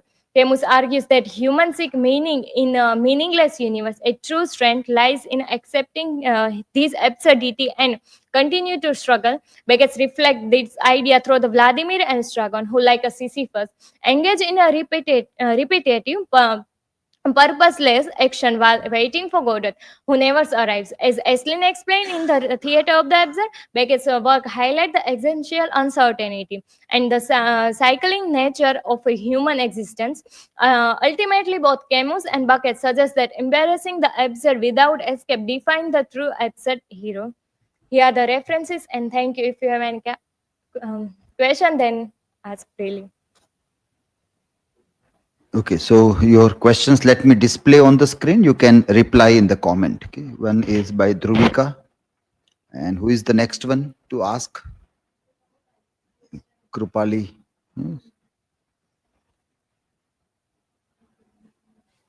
So quickly reply in the comment.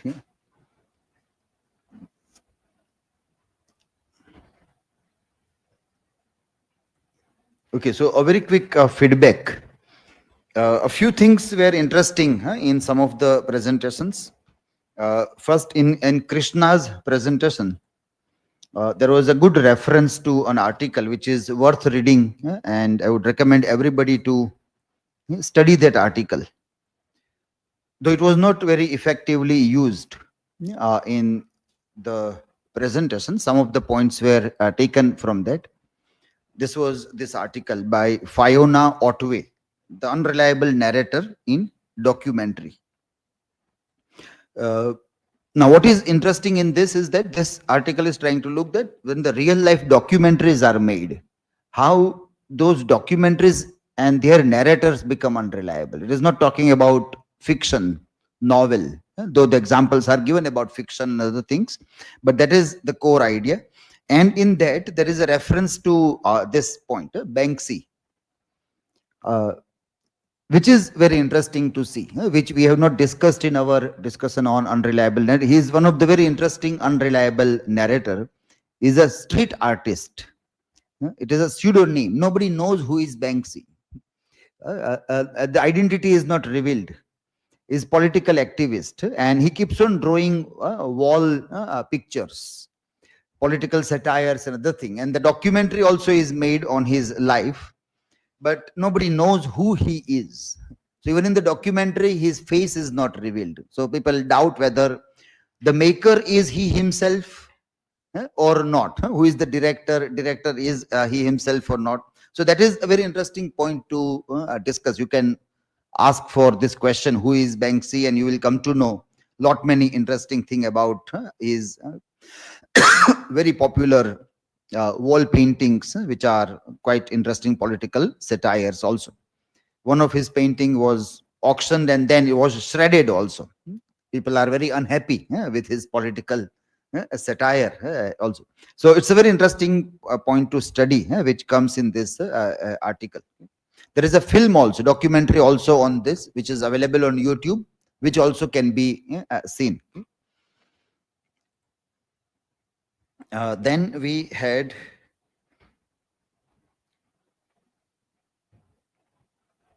in Bhargav, we said that you have to use sources.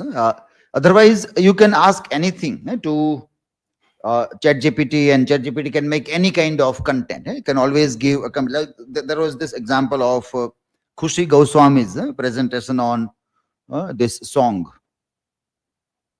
So I just asked DeepSeek that act as an expert on Samuel Beckett's Waiting for Godot and tell me why popular Hindi pop songs with longing as a theme cannot be compared with wait in the play. If you ask how it can be compared, it will give you that way, that this way it can be compared. But you ask that, no, it cannot be compared. Tell me why it cannot be compared. And then you have given the verse also that, Khada hoon aaj bhi wahi. So if these two people are standing, doesn't mean all kind of standing can be equated with waiting. It is a very far-fetched compare. Even the metaphysical won't do such kind of far-fetched conceits and comparison also. And it gave very interesting that why this weight and that weight is different. Nature of the weight in Hindi pop song is more emotional. It is for human beloved, whereas here there is abstraction. God, death, meaning you don't know what is this for. So there is a huge difference that it says. So this all very interesting difference it has given, that on this grounds it tries to conclude that the Hindi pop song expresses a human emotional longing, a weight that, though painful, is tied to desire and the possibility of fulfillment. Waiting for Godot, however, presents waiting as an existential void, a fundamental meaningless condition of life. So how he has proven that you can't compare. But if you ask that I want to compare, it will give you that this way you can compare also. That's why authentic sources are very important. If you don't go into authentic sources and you just ask generative AI that I want to do this, it will do. It will give a very convincing argument, but it will be shallow argument. There will be hollowness in that. It will not be very profound, very strong also. That's why there is a need to refer to quality journal articles and then picking ideas from that, and then you take help of generative AI, then it is fine. Otherwise, you will get whatever you want to do from generative AI, and whatever you get doesn't mean that it is really profound arguments which are given by generative AI.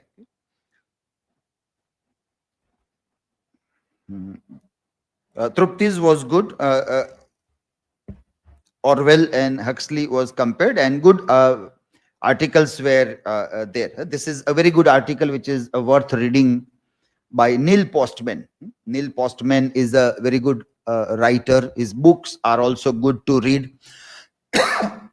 On Technopoly, he has written one book, Amusing Ourselves to Death. This is a good article which is referred in this, and it can be seen. This one was there, and I think this also was a good article.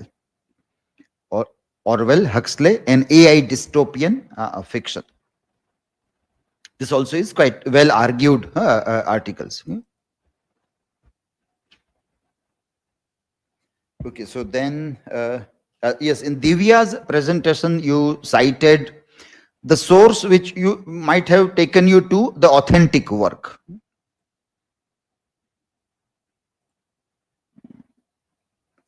So you are referring to meta theater, and you referred to this book also, but you cited the another one. There were reference to Literopedia or Reddit, which is to be avoided. This is not authentic sources, but you got this, that there is a book, meta theater, and if you try to Google, you will get the original book also, and you can borrow. They are giving to you can read. Otherwise, you can't read everything, but you have to log in and you borrow the book, and then you can read this book. A very rare book now, but a very good book to read, and it has good chapters also. This is showing because we have not borrowed the book. If we borrow, this is archives platform, archive, where very rare original books can be read, can be referred also. So note down this website, where when rare books are there, you can refer to this, and you can read such books in original, the scanned copies, which are out of print now. Most of these books are out of print.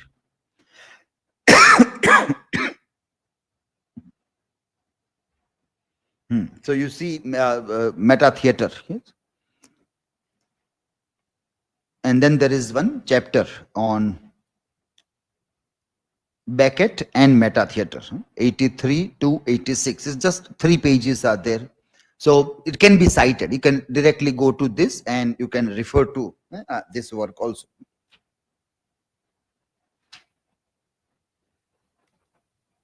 Okay, Bhumi also had given good sources when compared with Albert Camus and Beckett. They also were well argued and well presented one. Okay?